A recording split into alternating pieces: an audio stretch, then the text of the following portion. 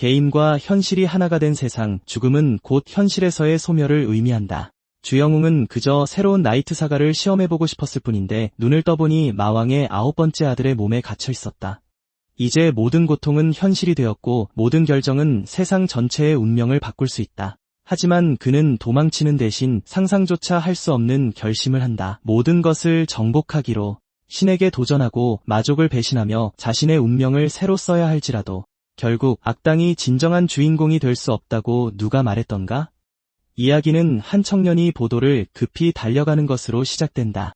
주영웅은 부모님으로부터 중요한 인물이 되라는 소망을 담아 이 이름을 받았다. 가게에 들어서자 그는 카운터에 있던 두 남자에게 알아봐진다. 점원 중 한 명이 주문한 게임 한 부를 보관해두었다고 확인해주며 나이트 사갈이라는 제목의 리메이크 박스를 보여준다. 그것은 인간과 마족 사이의 대전쟁을 다루는 판타지 게임이다. 인간 영웅 로크나 마왕의 장남 제피르 라그나로스 중에서 선택할 수 있다. 둘 다 광활한 세계를 누비며 각기 다른 임무를 완수한다. 그는 이미 9버전을 10번 이상 클리어했고 게임에 대해 모든 것을 알고 있다. 새 에디션은 가상현실 기술을 사용한 최초의 버전이다. 집에서 그는 게이밍 의자로 걸어가 포장해서 작은 카트리지를 조심스럽게 꺼낸다. 자리에 앉아 가상현실 헬멧을 머리에 맞게 조절하고 콘솔에 카트리지를 삽입한다. 팔짱을 낀 채 그는 긴 시간의 플레이를 준비한다. 그의 처음 계획은 무리하지 않고 딱 8시간만 플레이하는 것이었다.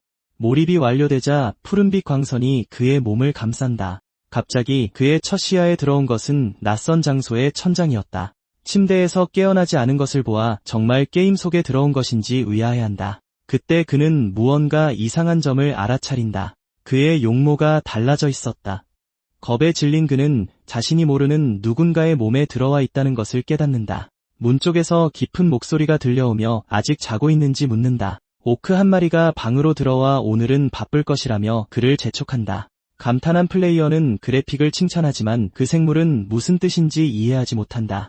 그는 곧 캐릭터들과 대화할 수 있다는 것을 깨닫는다. 그 생물은 자신을 케라크라고 소개하며 청년의 이름을 묻는다. 그러고는 그를 슈트라 왕자님이라 부르며 서둘러 떠나라고 요구한다. 바로 이 순간 그는 자신이 마왕의 9번째 아들 이그니스의 몸에 들어와 있다는 것을 알게 된다. 손짓으로 상태창을 열려고 하자 허공에 캐릭터 정보가 표시된 화면이 나타난다. 그는 능력치를 분석하고 그의 지위에 비해 수치가 낮다는 것을 알아차린다. 스킬을 확인하자 원작 게임에 비해 새로운 2가지 옵션을 발견한다. 호기심이 생긴 그는 주인공 설정 보정 스킬이 무엇을 의미하는지 묻는다. 케라크가 문에서 다시 그를 부르며 서두르라고 재촉한다. 말다툼 없이 그는 케라크를 따라 텐트 밖으로 나간다. 밖의 광경은 그를 완전히 놀라게 했다. 작은 오크 부대가 행동할 준비를 마치고 야영지에 모여 있었다. 슈트라는 왜 전쟁 같은 분위기인지 묻지만 경비병은 헛소리 그만하라고 말한다. 그 생물은 임무가 붉은 번개놈들을 제거하는 것이라고 설명한다. 그의 군대는 환호성을 지르고 소녀는 튜토리얼이 없다는 사실에 당황한다. 그 순간 붉은 번개 부족이 반란을 일으켰다. 그는 칠왕자와 팔공주와 함께 이 분쟁을 해결해야 한다. 사건이 전개되면서 청년의 걱정은 커져만 간다. 그는 왜 10명만 데려가는지 묻지만 케라크는 그것은 단지 정찰일 뿐이라고 정정해준다. 그는 공주의 행동이 이상하다고 생각하며 침묵을 지키기로 한다. 간단한 손짓으로 청년은 옆에 홀로그램 인터페이스를 연다. 지역에 미니맵이 나타나고 그는 길을 편하게 가기 위해 계속 켜두기로 결정한다. 이미지를 분석하던 중 그는 비밀 경로를 발견하고 그것이 이벤트일지도 모른다고 의심한다. 케라크는 원래 경로로는 영원히 걸릴 것이라고 불평한다. 슈트라는 앞장서며 훨씬 빠른 지름길을 안다고 장담한다. 그는 새로운 안내자를 따라 숲속의 좁은 길을 따라간다. 그들은 여전히 의심하면서 빽빽한 나뭇잎 사이로 나아간다. 육체적인 노력으로 청년은 숨이 차고 땀으로 흠뻑 젖는다. 많은 노력 끝에 그들은 중앙에 큰 돌문이 있는 공터에 도착한다. 오래되어 금이 간 구조물이 빽빽한 초목 사이에서 눈에 띈다. 오크 중 하나가 왕자님이 어떻게 이곳을 찾았는지 마법사인지 묻는다. 지친 소녀는 레벨 1 캐릭터의 육체적 허약함을 깨닫는다. 질문을 무시하고 그는 문을 열 수 있는지 확인해달라고 요청했다. 갑자기 강렬한 황금빛 아우라가 왕자의 몸 주위에서 폭발한다. 그는 갑작스러운 힘의 발현에 깜짝 놀란다. 시스템 알림이 캐릭터가 레벨업했음을 확인해준다. 그는 그저 걷는 것만으로 경험치를 얻었다는 사실을 믿을 수 없어한다. 능력치가 증가했고 추가 스킬 포인트 2점도 주어졌다. 예상치 못한 발견에 그는 잠시 생각에 잠긴다. 그들이 문을 여는 것을 도와달라고 부르자 그는 그룹에 합류한다. 그는 이 여정에 혼자가 아니라는 사실에 더 안심한다. 그가 가진 특별한 능력은 일종의 주인공 보정처럼 작동한다. 문이 열리자 어둡고 신비로운 동굴의 입구가 드러난다. 케라크는 드워프들이 그곳을 팠을 것이라고 말하지만 슈트라는 그 존재를 전혀 몰랐다. 동굴 안에서 일행은 방대한 양의 무기와 상자 보물을 발견한다. 그 생물들은 드워프들이 모든 것을 남겨두고 갔다고 외치며 발견을 축하한다. 아이템을 수집하는 동안 왕자는 팔짱을 낀 채 조용히 관찰한다. 더 강력한 무기를 집으려 하자 시스템은 그의 레벨이 부족하다고 알린다. 그는 나중에 사용하기 위해 아이템을 인벤토리에 보관하기로 결정한다. 간단한 터치와 집는다는 생각만으로 물건이 보관된다. 인벤토리 시스템은 직관적이고 실용적으로 작동한다. 미니맵을 다시 보자 청년은 여러 개의 붉은 점이 다가오는 것을 발견한다. 겁에 질린 그는 모든 동료들에게 즉시 물러나라고 소리친다. 붉은 기운이 오크 무리의 중앙에서 형성되기 시작한다. 축적된 덩어리가 격렬하게 폭발하며 생물들을 멀리 날려버린다. 피어오르는 먼지 속에서 붉은 피부의 전사가 나타난다.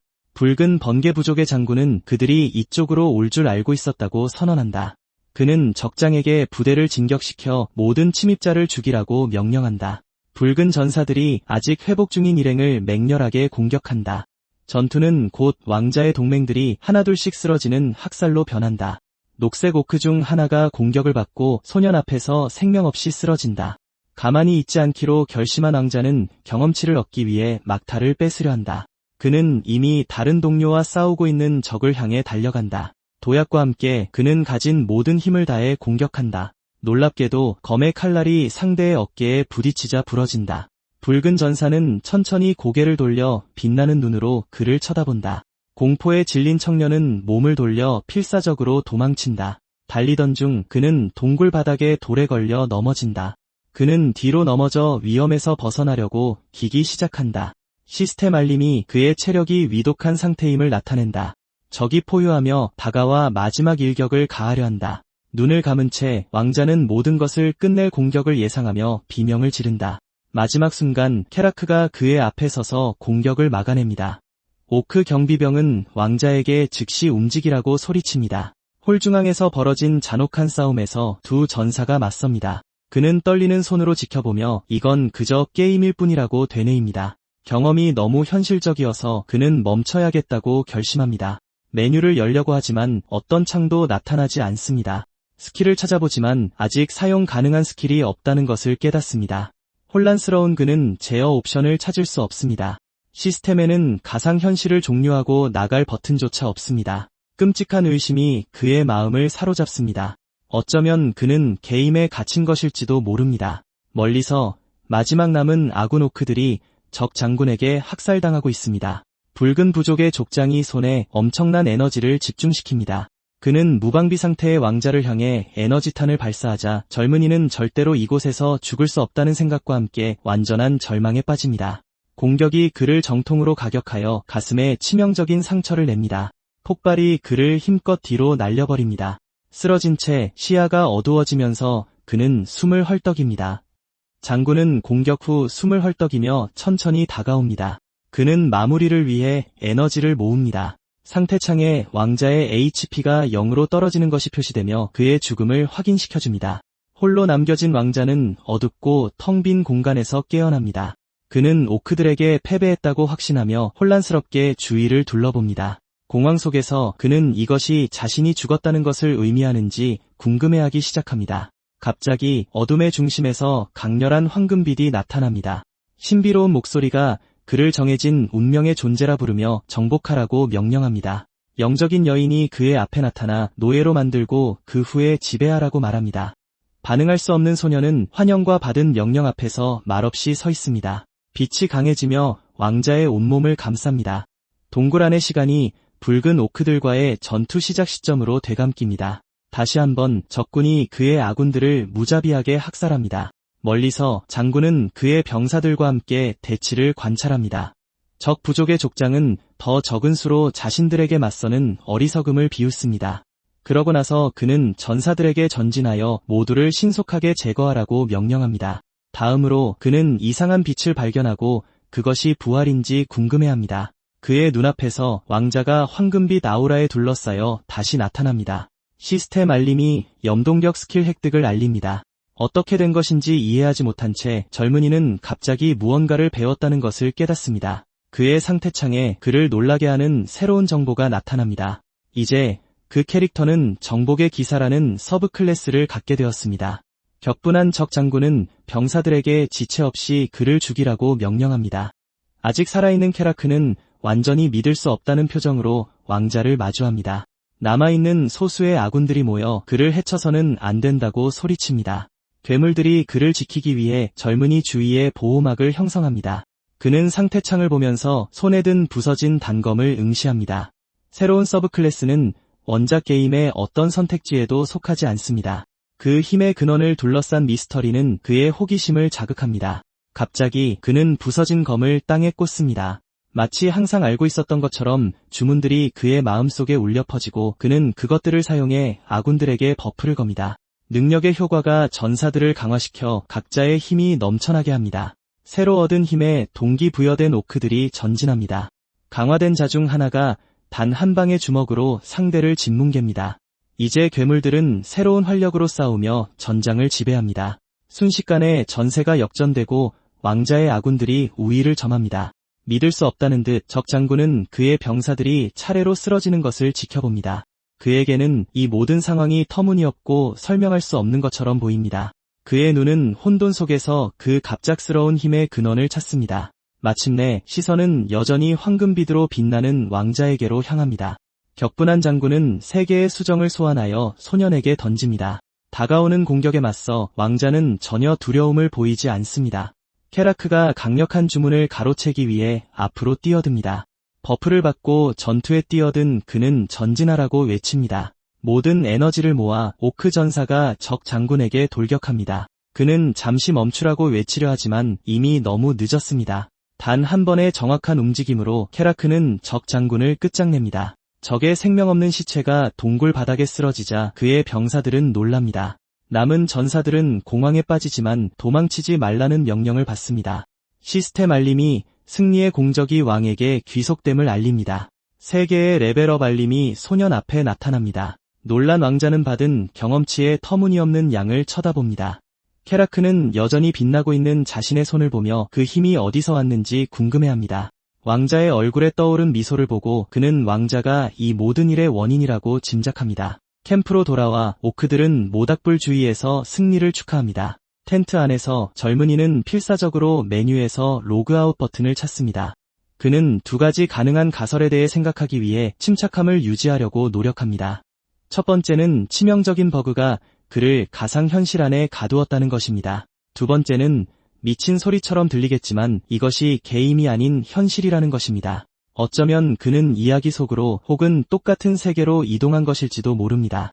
현실적인 시나리오와 의식을 가진 NPC들이 이 의심을 더욱 굳힙니다. 더 이상한 것은 게임에서 흔히 볼 수 있는 어떤 종류의 검열도 없다는 점입니다. 그곳에서 정말로 죽을 수도 있다는 생각이 그를 공포에 떨게 합니다. 정신을 유지하기 위해 애쓰며 그는 자신이 특권 있는 왕자로 태어났다는 것을 상기합니다. 그때 케라크가 텐트 입구에 나타나 왕자님이 왜 훈련 대결을 원하시는지 묻습니다. 하지만 먼저 그는 미래를 준비하기 위해 자신의 레벨을 알아야 한다고 설명합니다. 그러면서 그는 훈련할 목검을 집어들고 걱정할 필요가 없다고 말합니다. 오크는 살살하겠다고 장담합니다. 왕자는 왕족에게 부적절하게 말하는 그를 꾸짖습니다. 그는 진심으로 상대해달라고 요구하며 먼저 공격에 나섭니다. 케라크는 충격에 대비하여 무기를 들어 올립니다. 첫 공격은 빗나가며 실패합니다. 젊은이의 연속 공격 또한 전혀 효과가 없습니다. 마치 조약돌로 바위를 치는 것 같아 절망적입니다.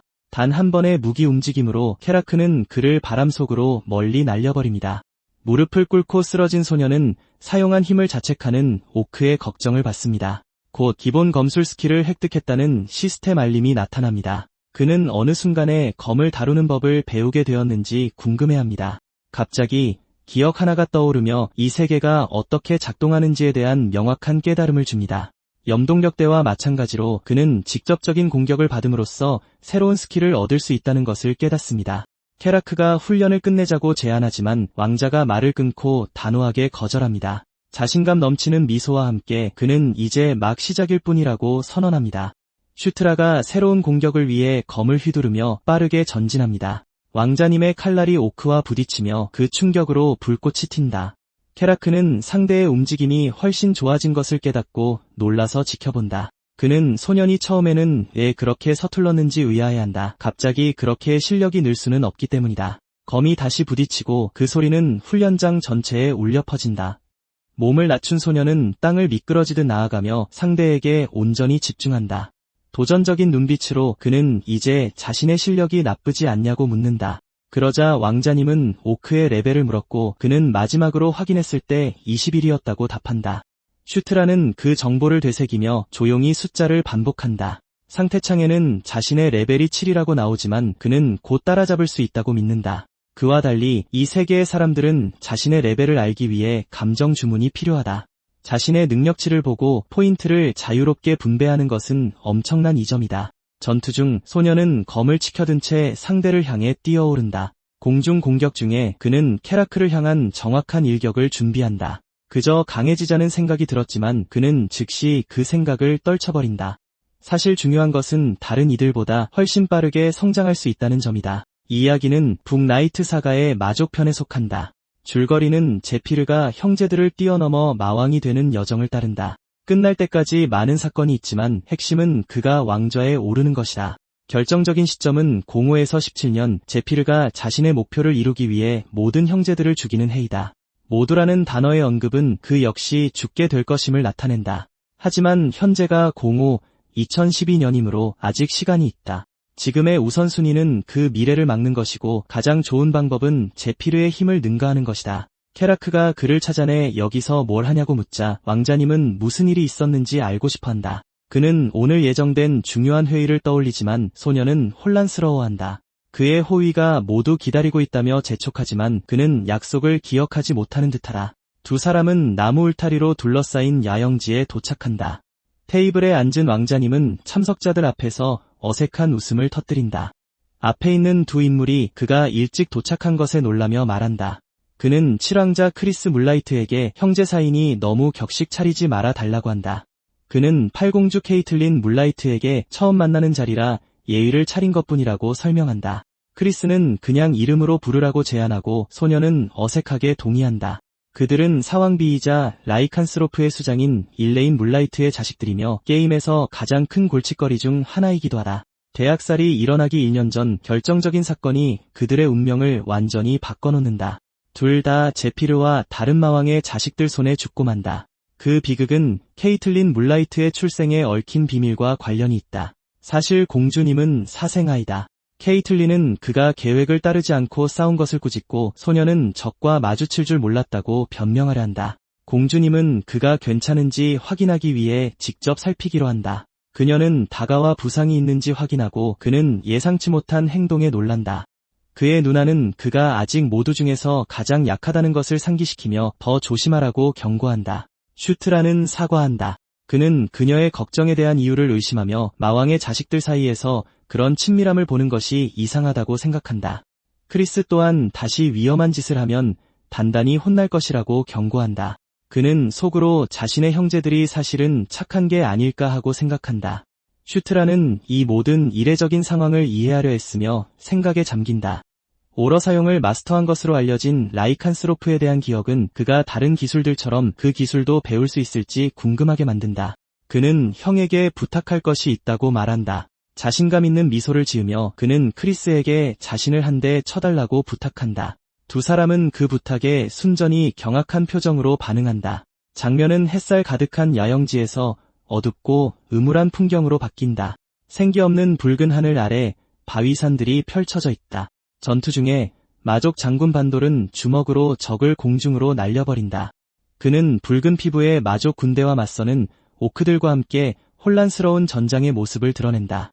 그는 몸을 회전시켜 한 번에 여러 명의 적을 공격한다. 두 마족이 그를 공격하기 위해 다가온다. 반돌은 또 다른 적에게 파괴적인 일격을 가해 날려버린다. 병사 중 하나가 칼날로 장군의 팔을 꿰뚫는 데 성공한다. 상처에 격분한 반돌은 적을 노려본다. 그 생명체는 순수한 공포에 질려 뒷걸음질 친다. 그는 힘껏 땅을 내리쳐 주변의 모든 것을 타격하는 충격파를 방출한다. 그는 적을 한 명도 남기지 말라고 명령하고 가장 많이 죽인 자에게 포상을 약속한다. 오크 군대는 분노에 차서 적들을 향해 도끼를 휘두르며 진격한다. 연이은 폭발이 산악지대의 전장을 밝힌다. 슈트라는 어둡고 텅 빈 공간에 홀로 있는 자신을 발견하고 어떻게 그곳에 왔는지 이해하지 못한다. 긴 흰머리와 신비로운 눈빛을 가진 여인이 황금빛 속에서 나타난다. 왕자님은 두 개의 그림자 실루엣이 형성되는 것을 보고 돌아선다. 그는 나이트사가 이야기에서 그들을 기억하지 못하기에 저 인물들이 누구인지 궁금해한다. 아까 그 여인이 소년의 바로 뒤에 나타나고 소년은 그녀를 의심스럽게 쳐다본다. 슈트라의 얼굴에는 이상한 사건들 앞에서 놀라움과 혼란이 드러난다. 갑자기 황금빛의 강렬한 빛이 주위를 가득 채운다. 침대에 누워있던 왕자님은 눈을 뜨고 완전히 방향 감각을 잃은 채 천장을 응시한다. 그는 일어나 앉아 머리에 손을 가져가며 모든 것이 단지 꿈이었는지 이해하려 애쓴다. 케라크가 그의 곁에 나타나 잠에서 깼는지 묻자 소녀는 겁에 질려 비명을 지른다. 슈트라는 침대 위에서 공포에 질려 움츠러들고 오크는 단지 괜찮아 보인다고 말한다. 케라크는 왜 왕자님이 공주님에게 자신을 때려달라고 부탁했는지 알고 싶어하며 그 후에 중얼거리고 있었다고 말한다. 슈트라는 혼란스러워하며 자신을 관찰하고 몸을 감싸는 희미한 힘의 오러를 알아차린다. 알림창이 오러 1레벨 획득을 확인해주자 그는 마침내 그것을 느낄 수 있게 된 것을 축하한다. 호위는 정말로 오러에 맞기만 해서 깨우는 것이 가능한지 묻는다. 왕자님은 대충 그렇다고 확인해준다. 그 폭로는 그가 뇌전 부족을 상대로 보여준 갑작스러운 에너지를 설명해주고 슈트라는 그것이 바로 자신이 의심했던 바라고 인정한다. 그는 자는 동안 무슨 일이 있었는지 묻고 오크는 그렇다고 확인해준다. 케라크는 본대 역시 뇌전 부족을 격파했다고 알리고 왕자님은 혼란스러워한다. 슈트라는 자신과 형제들이 그 본대였다고 믿지만 호위는 그를 정정하며 누가 지휘관이었는지 모르냐고 묻는다. 반 아울 장군의 이름이 밝혀지고 왕자님은 즉각적인 충격으로 반응한다. 게임 속 기억이 그의 마음속에 떠오른다. 반돌은 가장 강한 자 중 하나였고 또한 그가 가장 좋아하던 부하 중 하나였다. 갑자기 어떤 깨달음이 그의 눈을 크게 뜨게 만든다. 만약 반돌이 아직 제피르에게 합류하지 않았다면 기회가 있다는 뜻이야. 교활한 미소를 지으며 소녀는 다른 누구보다 먼저 그를 영입하기로 결심한다. 그는 게임에서 기억하는 것 덕분에 장군에 대한 모든 것, 그의 취향, 보상, 재능을 알고 있다. 하지만 그는 그를 얻기 위한 결정적인 지점은 직접적인 결투에서 그를 이기는 것이 될 것임을 알고 있다. 제피르보다 먼저 그를 동맹으로 만들 수 있다고 확신한 슈트라는 시도해 볼 가치가 있다고 결론 내린다. 단호한 목소리로 그는 자신의 첫걸음이 반돌 장군을 새로운 부하로 만드는 것이 될 것이라고 선언한다. 케이틀린의 야영지에서 놀라움의 비명이 텐트 사이로 울려 퍼진다. 슈트라는 형제들에게 에너지 구체를 보여주고 그들은 그가 단 하루 만에 오러 방출 1단계에 도달한 것을 발견하고 충격에 휩싸인다. 그는 모든 포인트를 새로운 스킬에 투자했기 때문에 예상된 결과라고 생각하며 미소 짓는다. 오러는 신체 능력을 강화하고 결국 염동력보다 더 유용하기 때문에 성급한 선택은 아니었다. 크리스는 여전히 그것이 가능한지 의심하며 그의 동생의 간달프 종족이 어떤 영향을 미쳤는지 묻는다. 그러자 형은 그가 지하 지도를 만들 수 있는지 알고 싶어하고 소녀는 그 질문에 혼란스러워한다. 그는 부정하지만 미니맵이 있다고 말하며 보이는 것을 그리기 위해 펜과 종이를 요청한다. 밖에서는 군령이 평소처럼 운영되고 있다. 지도가 준비되자 크리스는 그를 천재라고 부르며 흥분해서 껴안고 칭찬한다. 케이틀린은 적들을 물리쳤으니 부족의 나머지 인원들은 모르는 지하 터널을 이용할 수 있을 거라고 설명한다. 크리스는 남동생을 돌아보며 그가 수행해야 할 또 다른 임무가 있다고 말한다. 장면은 화창한 하늘 아래 녹색 산의 풍경으로 전환된다. 숲속에서 오크 순찰대를 이끌며 왕자님은 이번 임무도 그냥 지역을 감시하는 것이냐고 묻는다. 한 병사가 지원군이 있어 좋다고 말하자 다른 병사는 모두 자신들의 노력 덕분이라고 답한다. 그들이 전진하는 동안 일행은 길을 막고 있는 두 명의 두건 쓴 인물과 마주친다. 그는 두건 아래에 있는 자신의 누나 케이틀린과 동행인을 알아본다. 그가 변장한 이유를 묻지만 공주님은 손짓으로 그를 조용히 시킨다. 케이틀린은 만약의 사태에 대비해 그의 안전을 보장하기 위해 몰래 따라왔다고 밝힌다. 그녀는 정말 위험할 때만 개입해서 공적을 그에게 돌릴 수 있도록 하겠다고 말한다. 다른 인물은 자신을 조수 사이라라고 소개하고 왕자님은 그녀에게 인사한다. 공주님은 자신들이 동행할 테니 걱정하지 말라고 하고 젊은이는 동의한다. 일행은 산속의 어둡고 추운 동굴 입구에 도착한다. 그들은 일렬로 지하 터널에 들어간다. 하노크가 왜 동굴이 비어있는지 묻는다.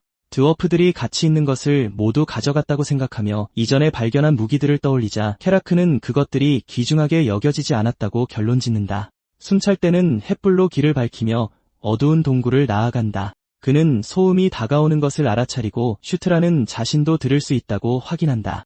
미니맵에 여러 개의 움직이는 점들이 그들의 방향으로 나타나 적의 존재를 확인시켜준다. 그는 대결을 준비하기 위해 인벤토리에 접속한다. 빈 마법 포션이 나타난다. 이런 상황을 위해 특별히 가져온 아이템이다. 그는 경비병에게 자신의 신호에 맞춰 모두에게 눈을 감으라고 경고하라고 말한다. 두 사람은 동굴 입구에 자리를 잡고 다가올 이를 기다린다. 수십 쌍의 붉은 눈이 어둠 속에서 빛난다.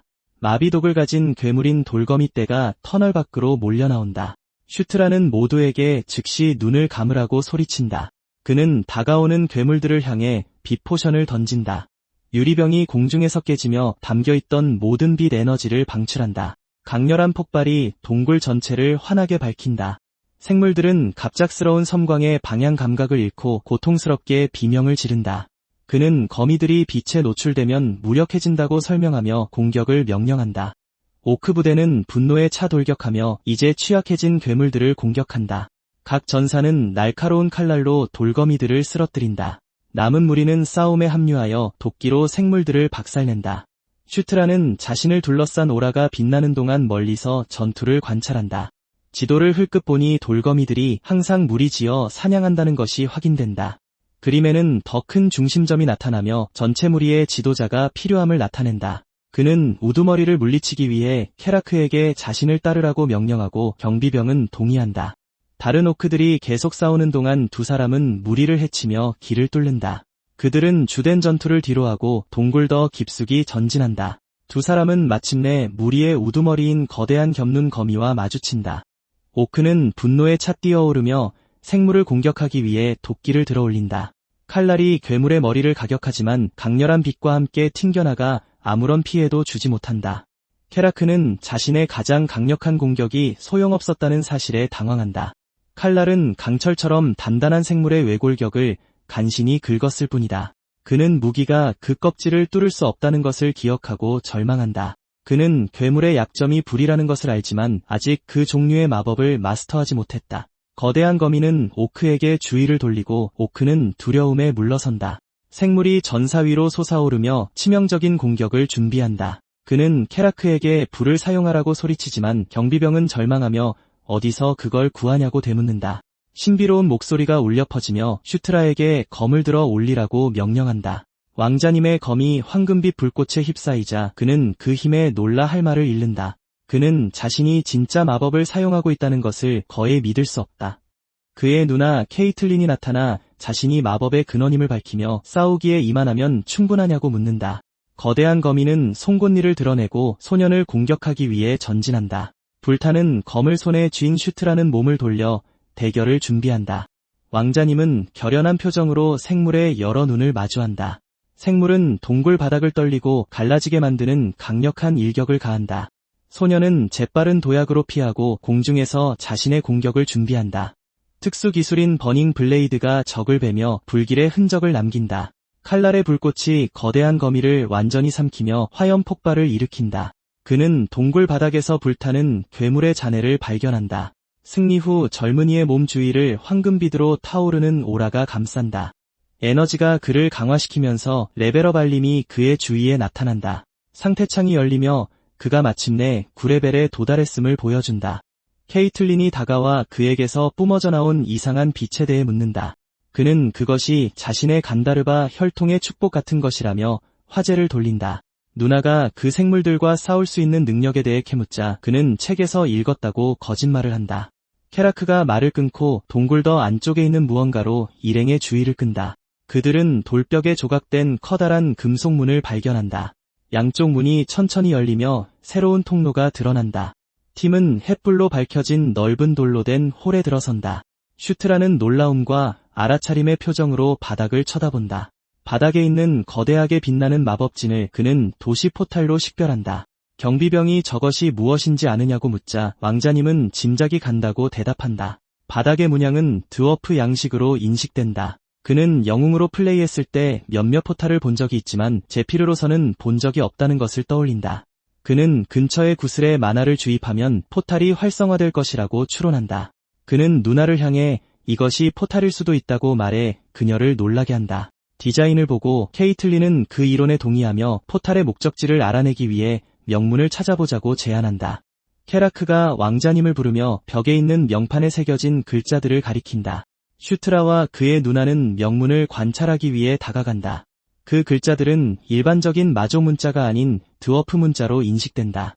케라크가 묻자 공주님은 드워프 글을 읽을 수 없다고 대답한다. 사이라 역시 그 글을 해독할 수 없다고 확인한다. 갑자기 케이틀린이 소리내어 읽는다. 기슈카 산맥 포탈 2번. 그녀는 계속 읽으며 그것이 3번 포탈과 연결되어 있다는 것을 발견한다. 슈트라는 자신이 어떻게 드워프 문자를 읽을 수 있는지 이해하지 못해 혼란스러워한다. 시스템 알림이 나타나 그가 스킬을 습득했음을 알린다. 드워프어. 놀랍게도 젊은이는 훈련도 없이 새로운 스킬을 배웠다는 것을 깨닫는다. 믿을 수 없다는 듯 경호원이 정말 저걸 읽을 수 있냐고 묻자 왕자님은 미소로 확인해준다. 누나는 언제부터 드워프 문자를 이해했는지 그리고 거기에 또 무엇이 쓰여 있는지 묻는다. 슈트라는 명판의 아랫부분을 번역하며 포탈을 활성화하려면 만화를 주입해야 한다고 설명한다. 그리고 그는 누나에게 만화를 조금 주입해보라고 부탁한다. 그녀는 왜 직접 하지 않느냐고 묻는다. 그는 아직 서툴다고 어설픈 변명을 대며 자신을 정당화하려 하고 공주님은 결국 그렇게 하기로 동의한다. 케이틀린이 돌구슬에 손을 얹자 강렬한 푸른 빛으로 빛나기 시작한다. 에너지 구체가 힘으로 맥동하고 홀에는 포털이 나타난다. 곧 구슬에서 기슈카 산맥의 거대한 홀로그램 지도가 나타난다. 지도에는 현재 위치와 3번 포털의 위치가 표시되고 왕자님은 저쪽에 드워프 터널이 있을 것이라고 확신한다. 케락은 적 부족이 산맥 앞에 위치해 있어 뒤에서 기습 공격이 가능하다는 이점을 깨닫고 공주님은 오빠와 새로운 정보를 논의하기 위해 오늘은 이만하기로 결정한다. 캠프로 돌아오자 포털의 발견은 모두를 놀라게 하고 새로운 가능성에 흥분하게 만든다. 크리스는 동생을 열광적으로 껴안으며 그가 일행에게 진정한 축복이라고 말한다. 형은 보상을 제안하며 소년이 원하는 것은 무엇이든 들어주겠다고 약속한다. 거절하려 해도 젊은이는 형의 고집에 압박을 받는다. 그는 결국 다소 비합리적인 부탁을 해도 되는지 묻고 크리스는 더욱 궁금해한다. 슈트라는 마침내 수신권을 배우고 싶다는 소원을 밝힌다. 그 요청에 의외성의 형은 완전히 충격을 받고 심각한 표정을 짓는다. 그는 레벨 때문에 아직 무기를 제대로 사용할 수 없지만 무술은 다르다고 설명한다. 수신권은 S급의 강력한 무술로 라이칸스로프 왕가에만 전해져 내려온다. 형의 반응을 본 슈트라는 한 발 물러서며 어려운 부탁이라면 이해한다고 말하고 이미 거절을 예상한 척한다. 놀랍게도 크리스는 그를 가르쳐주기로 동의했고 소녀는 할 말을 잃는다. 그는 당연히 가문의 비기를 전수할 수는 없다고 분명히 말한다. 그럼에도 불구하고 그는 오러 부분에 대해 가르쳐주겠다고 제안하고 왕자님은 그게 사실이냐고 흥분해서 묻는다. 미소를 지으며 형은 그 정도면 괜찮은 선물이냐고 묻지만 젊은이는 침묵을 지킨다. 슈트라는 재빨리 손짓하며 그런 것이 아니라고 안심시키고 선물이 정말 완벽하다고 말한다. 크리스는 소년의 이름을 불러 그의 완전한 주의를 끈다. 그러고 나서 그는 이제부터 그를 진정한 형제로 여겨도 되는지 묻는다. 형제라는 단어에 슈트라는 놀라며 그 새로운 유대의 의미에 대해 생각한다. 그는 또한 그 말의 무게에 대해서도 생각한다. 옅은 미소를 지으며 슈트라는 형제가 되는 것이 좋다고 대답한다. 둘은 악수를 나누며 새로운 동맹의 시작을 굳게 다진다. 크리스와 케이틀린은 만족스럽고 자신감 있는 표정으로 새로운 동맹을 바라본다. 그는 미소로 화답하며 그 순간부터 함께 일하자고 제안한다. 시스템 알림이 크리스와 케이틀린 물라이트와 일반 동맹이 결성되었음을 알린다. 장면은 저녁 하늘 아래의 산맥으로 전환된다. 스칼렛 썬더 부족의 캠프에서는 텐트 사이로 활발한 움직임이 계속된다. 붉은 피부의 전사 2명이 입구 중 한 곳에서 경비를 서고 있다.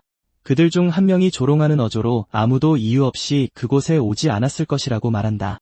경비병이 언급하자 카메라는 마법진 위에 무릎을 꿇고 있는 인물을 비춘다.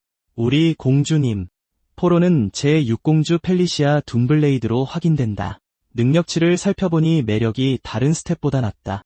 텐트 안에 앉아있던 왕자님은 다른 능력치와 달리 매력은 이제 레벨당 1포인트씩만 증가한다는 것을 깨닫는다. 그는 왜 그런지 궁금해한다. 원래 게임에서는 외모와 매력이 별개의 스탯이었던 것을 기억한다. 외모는 아름다움을 측정했다. 반면 매력은 캐릭터가 다른 사람에게 얼마나 호감을 주는지를 정의했지만 그는 지금까지 전반적인 성장률이 좋았기 때문에 변화를 받아들인다. 더 중요한 것은 그는 곧 레벨 10에 도달할 것이고 상당한 향상을 기대하고 있다. 나이트 사가 이야기에서 제퍼와 로크는 레벨 10에 도달하면 레벨과 고유 기술을 얻었다. 그는 자신에게도 똑같은 일이 일어날 것이라고 믿지만 텐트 입구에서 그를 부르는 캐락에게 방해를 받는다. 그는 출발 준비가 모두 끝났다는 소식을 듣고 왕자님은 출발을 확인한다. 캐락은 젊은이의 기분이 좋아 보인다고 말하지만 그는 특별한 일은 없었다고 부인한다. 그들은 텐트를 나와 밖에서 기다리고 있는 오크 군대와 합류한다. 부대는 지도자 앞에 정렬하여 명령을 따를 준비를 한다. 자신감 있는 미소를 지으며 슈트라는 모두에게 행군을 시작하라고 명령한다. 그들은 푸르고 맑은 하늘 아래 산맥을 향해 이동한다. 여정은 그들을 이전에 탐험했던 바위 동굴 입구로 다시 이끈다. 동굴 안에서는 오크와 라이칸들이 남아있는 거미들을 상대로 나란히 싸운다. 부대는 터널 끝에 있는 거대한 금속문까지 길을 열며 전진한다. 슈트라의 일행은 다른 사람들이 이미 기다리고 있는 포털홀에 도착한다. 왕자들 중 가장 나이가 많은 이가 라이칸 마법사들에게 조사 결론에 대해 질문한다. 늑대 같은 특징을 가진 마법사 중 한 명이 포털이 기슈카 산맥의 에스카 강과 연결되어 있음을 확인한다. 그는 아무런 문제가 없으며 드워프의 건축물은 언제나처럼 매우 견고하다고 장담한다. 크리스는 그 소식에 미소를 지으며 모두에게 전진할 준비를 하라고 명령한다. 두 마법사는 구슬 위에 손을 모으고 에너지를 집중시켜 그것을 활성화한다. 돌구슬은 푸르스름하고 강력한 빛으로 밝게 빛난다. 방 중앙에 커다란 타원형 포털이 열리고 반대편에는 바위투성이 풍경이 드러난다. 캐락과 왕자님은 놀라움과 감탄으로 그 장면을 지켜본다. 슈트라는 눈앞에서 작동하는 포털을 보고 있다는 것을 거의 믿을 수 없다. 그의 누나가 그를 재촉하며 건너가지 않고 무엇을 기다리고 있냐고 묻는다. 그는 그들을 기다리는 것이 무엇인지 발견하고 싶은 마음에 달려가 일행에 합류한다. 포털을 건너자 팀은 붉은 바위로 둘러싸인 새로운 환경에 나타난다. 그는 눈에 보이는 것에 완전히 혼란스러워하며 바위투성이 풍경을 관찰한다. 절벽 위에서 일행은 계곡에 설치된 거대한 적의 캠프를 본다. 크리스는 예상대로 본진을 찾았다며 만족스럽게 확인한다. 그는 약 5,000명의 병력을 추정하고 후방 공격의 우선순위는 보급품을 파괴하는 것이라고 결정한다. 계획은 간단하다. 반돌 장군이 앞에서 시선을 끄는 동안 잠입부대가 식량 창고를 불태울 것이다. 후드를 쓴 동료 중 한 명이 움직임이 뭔가 이상하다고 말하며 말을 끊는다. 자세히 관찰하자 그들은 캠프의 병력이 충분하지 않다는 것을 깨닫고 공격이 이미 시작되었는지 궁금해한다. 멀리서 들려오는 소리가 슈트라의 주의를 끌고 그는 경계를 늦추지 않는다. 캐락은 그 소리가 멀리서 벌어지고 있는 전투에서 나는 것 같다고 말한다. 크리스는 소년에게 더 잘 보기 위해 눈에 오러를 집중하라고 지시한다. 그는 시력을 위해 에너지를 집중시킨다. 오러를 사용하여 그는 멀리서 두 그룹 사이에 벌어지는 싸움을 볼 수 있다. 케이틀린은 썬더 부족을 알아보지만 다른 쪽은 확인하지 못한다. 그들은 반돌 장군의 부하들이 아니다. 슈트라는 싸움의 규모가 군대 간의 대결이라고 하기에는 너무 작다는 것을 깨닫는다. 강화된 시야는 백발의 인물이 적 부족의 여러 전사들을 상대로 홀로 싸우는 모습을 보여준다. 그 전투원은 동시에 여러 상대를 맞서며 맹렬하게 자신을 방어한다. 그들은 조용히 지켜보고 그들 중 한 명이 싸우는 이들이 다크 엘프인 것 같다고 말한다. 케이틀린은 남동생에게 몸을 돌리고 그는 전사들의 신원을 확인하며 그들이 드레이크를 탄다고 언급한다. 그는 전장을 가리키며 적군이 후퇴하고 있다고 경고한다. 부족의 전사들이 빠른 속도로 도망치자 지휘관이 패배했다는 의심이 든다. 그들은 싸움이 왜 그렇게 갑자기 끝났는지 이해하지 못한 채 혼란스러워한다. 슈트라는 조용히 생각에 잠겨 다크 엘프들이 그곳에서 무엇을 하고 있을지 상상해본다. 캠프로 돌아오자 텐트와 나무 울타리 위로 해가 진다. 반돌 장군의 홀로그램 영상이 나타나 그들이 드워프 포털을 찾았다는 소식을 들었다고 말한다. 그는 왕자님의 군대를 칭찬하며 포털의 존재를 어떻게 알게 되었는지 궁금해하며 묻는다. 크리스는 모든 공을 슈트라에게 돌리지만 소녀는 그저 운이 좋았을 뿐이라고 주장한다. 반돌은 제9왕자에게 이번에는 마왕성에서 정당한 보상을 받을 것이라고 장담한다. 그는 화제를 바꾸어 장군에게 썬더 부족 캠프 앞에서 일어난 작은 충돌에 대해 묻는다. 그는 아마도 다크 엘프들이 자의로 전투에 참여한 것 같다고 대답한다. 그는 그들이 성에서 보낸 증원군이 아닐까 의문을 제기하지만 반돌은 본군에 합류하려던 그들의 계획이 실패했다고 설명한다. 장군의 홀로그램 영상은 그가 더 심각한 문제가 있다고 경고하는 동안 안정적으로 유지된다. 크리스가 무슨 일이냐고 묻는다. 반돌은 다크엘프 독립부대의 지휘관이 스칼렛 썬더 부족에게 붙잡혔다고 밝힌다. 슈트라는 궁금해하며 그 지휘관이 정확히 누구인지 알고 싶어 끼어든다. 그는 심각한 목소리로 그들이 모두 잘 아는 사람이라고 대답한다. 홀로그램 영상이 깜빡이며 지휘관의 이름이 드러난다. 바로 6번째 공주이자 그들의 누이인 펠리시아 둠블레이드였다. 그 소식에 크리스와 케이틀린은 순수한 충격의 표정으로 완전히 얼어붙는다. 6번째 공주 펠리시아 둠블레이드는 3번째 왕비이자 다크엘프의 공주인 실비아 둠블레이드의 딸이며 5번째 왕자의 쌍둥이 누이였다. 슈트라는 게임에서 펠리시아가 4번째 공주의 파벌이었고 그래서 자신의 기억 속에서는 항상 적으로 각인되어 있었다는 것을 떠올렸다. 그 순간 그녀의 등장은 공적을 쌓기 위해 방해하려는 것인지 의문을 자아냈다. 크리스는 스칼렛 썬더 부족이 적어도 붙잡힌 다크엘프가 펠리시아라는 것을 알고 있는지 소리내어 물었다. 홀로그램을 통해 반돌은 아직 그 정보를 확인할 수 없었다고 대답했다. 슈트라는 행동 방침을 알고 싶었고 장군은 먼저 공격을 받아야만 구출 작전이 있을 것이라고 설명했다. 그는 그들에게 고개를 숙이거나 협상할 의사가 없다고 단호하게 선언했다. 그는 동의하며 다시 연락하기 전에 더 많은 정보를 모으겠다고 약속하고 통화를 끊었다. 홀로그램 영상이 사라지자 3사람만 방에 남게 되었다. 크리스는 미소를 지으며 그들의 똑똑한 누님이 이제 포로가 되었다고 말했다. 케이틀린은 그를 돌아보며 펠리시아가 살아있다면 구해야 한다고 쏘아붙였지만 오빠는 쉽지 않을 것이라고 경고했다. 왕자는 구출 시도가 부대에 심각한 손실을 초래할 수 있다고 주장했다. 그럼에도 그녀는 그의 팔을 잡고 그녀가 자신들의 자매이기 때문에 구해야 한다고 주장했다. 그는 심각한 표정으로 상황을 관찰하며 침묵을 지켰다. 그는 결정의 어려움을 이해하지만 사실을 고려해야 한다고 인정했다. 그는 조용히 그저 눈앞의 형제들의 반응을 지켜보기만 했다. 산속의 군영에서 지휘관들이 전략을 정하기 위해 모였다. 천막 안에서 크리스는 테이블 상석에 자리 잡고 계획은 간단하다고 말했다. 손에 지도를 들고 그는 반달 장군이 적의 주력을 유인하는 즉시 후방에서 진영을 공격할 것이라고 설명했다. 그는 자신이 기지 중앙으로 진격하는 동안 케이틀린과 슈트라가 각자의 분대를 이끌고 임무를 수행할 것이라고 발표했다. 슈트라가 목표가 구출인지 확인하기 위해 끼어들자 왕자는 고개를 끄덕이며 먼저 무기고와 식량 창고를 불태울 것이라고 덧붙였다. 그는 상황이 위험해지면 즉시 모두 후퇴해야 한다고 못 박았다. 펠리시아 때문에 더 많은 목숨을 잃을 수는 없었기 때문이다. 공주가 오빠의 말에 반응했지만 크리스는 그녀의 말을 자르고 자신이 지휘관임을 상기시키며 조용히 하라고 명령했다. 분개한 케이틀린은 펠리시아가 가족이라고 소리쳤지만 그는 아무 말 없이 그녀를 쳐다보기만 했다. 그녀는 7번째 왕자가 자신의 누이를 구출할 의도가 없는 것처럼 보인다는 것을 알아차렸다. 밤하늘 아래 공격 작전이 시작되었다. 부대는 목표를 향해 산악 지형으로 진군했다. 지휘의 외침과 함께 마족 군대가 전력을 다해 전투에 돌격했다. 그는 스칼렛 썬더 부족을 모두 섬멸하라는 명령을 강조했다. 절벽 위에서 그들은 적의 진영을 관찰했다. 높은 곳에서 그는 커다란 중앙 모닥불 주위에 모여있는 천막들의 배치를 분석했다. 부족 경비병들이 불 켜진 횃불과 천막 사이의 경계선을 순찰하고 있었다. 그는 목표의 시선을 고정한 채 공격을 시작하기 위한 약속된 신호를 기다렸다.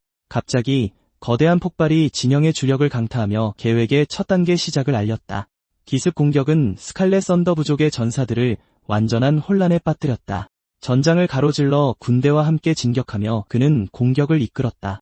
그는 병사들에게 주저없이 모든 적을 죽이라고 외쳤다. 그곳에서 멀리 떨어진 곳에서 케라크는 슈트라에게 왜 아직 움직이지 않느냐고 물었지만 왕자는 신호를 기다리라고 했다. 전투의 중심에서 오크와 마족들이 직접적이고 잔혹한 전투에서 맞붙었다.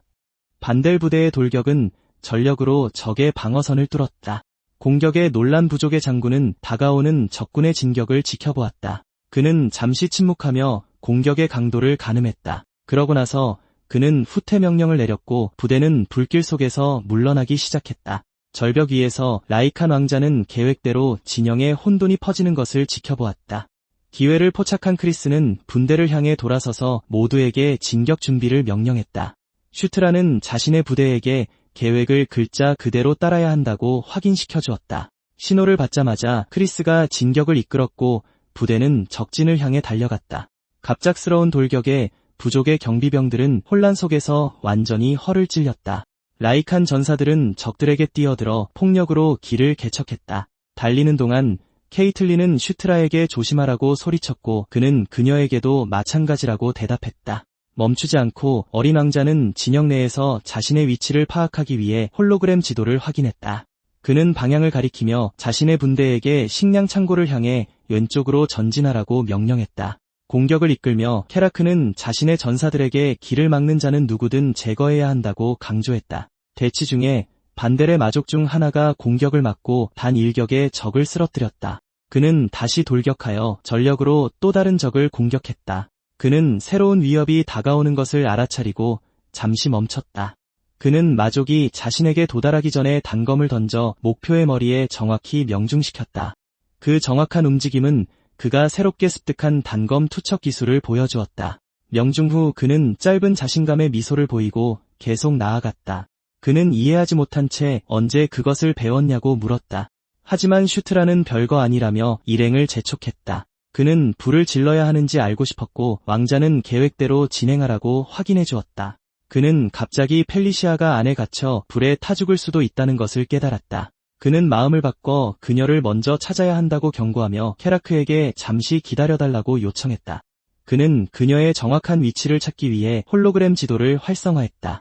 그의 특수능력은 펠리시아를 중립 캐릭터로 등록하여 지도에 그녀의 위치를 드러낼 것이었다. 인터페이스의 특정 지점이 밝아지자 그는 그녀를 찾았다는 것을 알았다. 그는 케라크에게 자신을 따르라고 외치고 시스템이 가리키는 방향으로 달려갔다. 한 천막에 도착하자 그는 내부를 확인하기 위해 주저없이 입구를 열어젖혔다. 그 안에서 그는 한 목소리가 자신의 이름을 부를 때까지 눈으로 누이를 찾았다. 그 순간 그는 소리가 나는 쪽으로 놀라서 돌아섰다. 천막 안에는 펠리시아 둠블레이드가 땅에 무릎을 꿇고 에너지원 안에 사슬로 묶여 있었다. 그녀는 그를 쳐다보며 여기서 정확히 뭘 하고 있는 거냐고 물었다. 그는 이곳이 위험하니 가능한 한 빨리 여기서 나가야 한다고 말했다. 펠리시아는 그가 자신을 속박에서 풀어주려 애쓰는 동안 그저 조용히 지켜볼 뿐이었다. 그녀를 풀어주자마자 그는 그녀를 천막 밖으로 안내하며 크리스와 케이틀린과 다시 합류해야 한다고 말했다. 놀란 그녀는 멈춰서서 다른 두 남동생들도 자신을 구하러 온 것이냐고 물었다. 그는 그렇다고 확인해주며 그게 당연히 해야 할 일이 아니었냐고 물어 그녀를 말문이 막히게 했다. 공주가 설명하기 시작했을 때 케라크가 나타나 적들이 사방에서 접근하고 있다고 소리쳤다. 그는 그녀에게 자신을 따르라고 불렀고 그녀는 탈출에 동행하기로 동의했다. 엘프는 대우의 변화를 알아차리고 언제부터 그가 자신의 이름을 불렀는지 물었다. 대답 없이 그는 계속해서 위험으로부터 도망쳤고 잠시 그녀를 뒤에 남겨두었다. 갑자기 그녀는 뭔가 이상한 것을 눈치채고 그에게 뒤를 돌아보라고 소리쳤다. 그가 반응하기도 전에 에너지 공격이 등 뒤에서 그의 가슴을 정통으로 가격했다. 충격에 그는 앞으로 내던져졌고 그는 그 타격에 대비하려 했었다. 땅에 쓰러진 채 펠리시아는 불길이 그를 삼키자 그의 이름을 비명처럼 불렀다. 공격으로 인한 불길은 진영 바닥으로 퍼져나가며 주위에 혼돈을 밝혔다. 절망한 공주는 속수무책으로 그 광경을 지켜보며 다시 한번 슈트라를 불렀다. 곧 그를 공격했던 마족이 그녀에게로 몸을 돌려 전진했다. 엘프는 두려움 없이 단호하게 그와 마주했다. 갑자기 적의 등 뒤에서 움직임이 나타났다. 그 지역에서 에너지 폭발이 일어나 모두를 놀라게 했다. 펠리시아는 불길 속에서 한 실루엣이 솟아오르는 것을 충격 속에서 지켜보았다. 그 형체는 강렬한 에너지의 기운에 둘러싸인 채 앞으로 걸어 나왔다. 새로운 능력이 발현되자 에너지 활을 든 슈트라가 모습을 드러냈다. 새로운 힘으로 그는 적들 앞에서 자신감 넘치는 미소를 지었다. 그가 쏜단 한 발의 화살이 적진 한가운데서 파괴적인 위력으로 폭발했다. 잠시 후 그는 여전히 미소를 지으며 다음 화살을 준비했다. 슈트라는 공격을 계속하며 진격해오는 적들에게 여러 발의 화살을 동시에 날렸다. 에너지 발사체들이 정통으로 명중하며 연쇄 폭발을 일으켰다. 활을 손에 든 채 그는 진짜 마법을 쓰고 있다는 사실에 기뻐했다. 흥분한 그는 겨우 레벨 1임에도 불구하고 새로운 능력에 엄청난 힘에 감탄했다. 갑자기 땅에서 얼음 장벽이 솟아나 그에게 날아오는 공격을 막았다. 영문을 모른 채 그는 자신을 보호하기 위해 난데없이 나타난 수정들을 바라보았다. 곧 탑 위에서 적 궁수가 나타나 에너지 화살로 다음 공격을 준비했다. 그는 진짜 목표가 자신의 안부를 확인하러 달려오던 펠리시아라는 것을 깨달았다. 즉시 그는 그녀를 밀쳐내고 더 가까이 오지 말라고 명령했다. 공주는 그의 갑작스러운 반응에 당황하며 쳐다보았다. 그 순간 하늘에서 얼음 발사체 비가 그녀를 향해 쏟아졌다. 그는 그 충격을 감수할 각오로 공격을 마주했다. 미소를 지으며 그는 이 힘 또한 자신의 것으로 만들기로 결심했다. 얼음 화살이 그에게 정통으로 명중했고 닿는 순간 폭발했다. 폭발 후 얼어붙은 안개가 들판 전체로 퍼져나갔다. 얼음 연기 속에서도 왕자의 실루엣은 여전히 보였다. 슈트라는 안개 속에서 모습을 드러내며 공격을 흡수하고 얼음 화살 능력을 획득했음을 확인했다. 시스템에 이상한 일이 벌어지는 것을 감지하자 그의 표정이 변했다.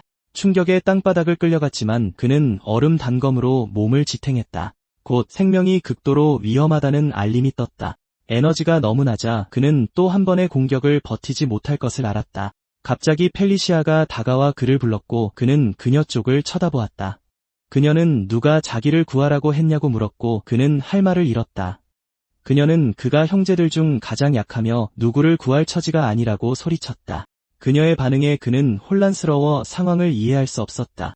그러고는 언제부터 마법을 쓸 수 있었냐고 물었다. 적은 이미 쓰러졌지만 그는 그녀가 모든 것을 오해했다는 것을 깨달았다. 그가 설명하기도 전에 펠리시아는 그의 가슴에 박힌 얼음 단검을 뽑아버렸다. 그는 누나의 예상치 못한 행동에 놀라 아래를 내려다보았다. 치유의 에너지가 뿜어져 나와 상처를 감쌌다.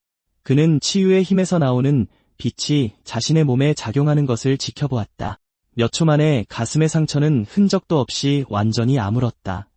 시스템 창이 나타나 그가 치유 능력을 획득했고 상처가 완전히 치료되었음을 알려주었다. 펠리시아는 괜찮냐고 물었고 슈트라는 괜찮다고 대답하며 도움에 감사하다가 하마터면 그녀의 피를 언급할 뻔했다.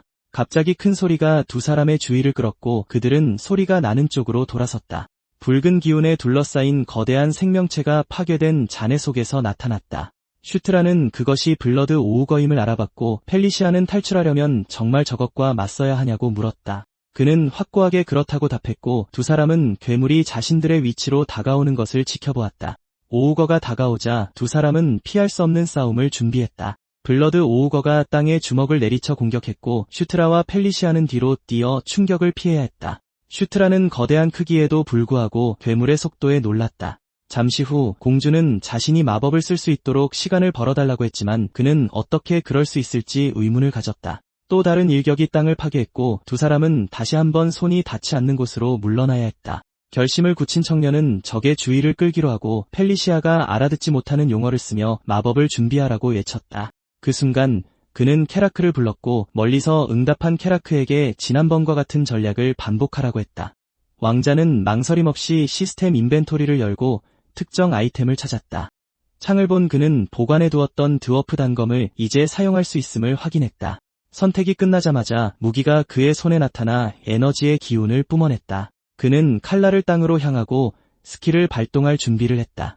그는 단검을 땅에 꽂고 강력한 힘의 파동을 방출했다. 그러고는 기술의 이름을 외치며 그 에너지를 아군에게 보냈다. 강렬한 기운이 오크의 몸을 완전히 감싸 그의 힘을 증폭시켰다. 새로 얻은 힘으로 케라크는 포효하며 전투를 준비했다. 그 모습에 블러드 오우거는 놀라 잠시 망설였다. 강해진 전사는 적을 향해 정면으로 돌진했다.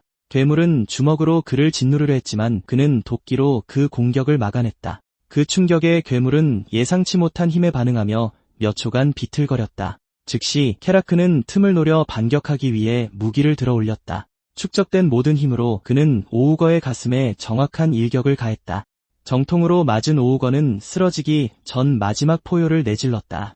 마지막 충격이 그 몸을 파괴하며 이 협을 완전히 끝냈다.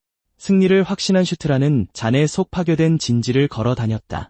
안도의 미소를 지으며 그는 아직 다른 적들이 남아있다는 것을 알면서도 승리를 자축했다. 갑자기 에너지의 기운이 그를 감쌌고 시스템 알림이 그의 주의를 끌었다.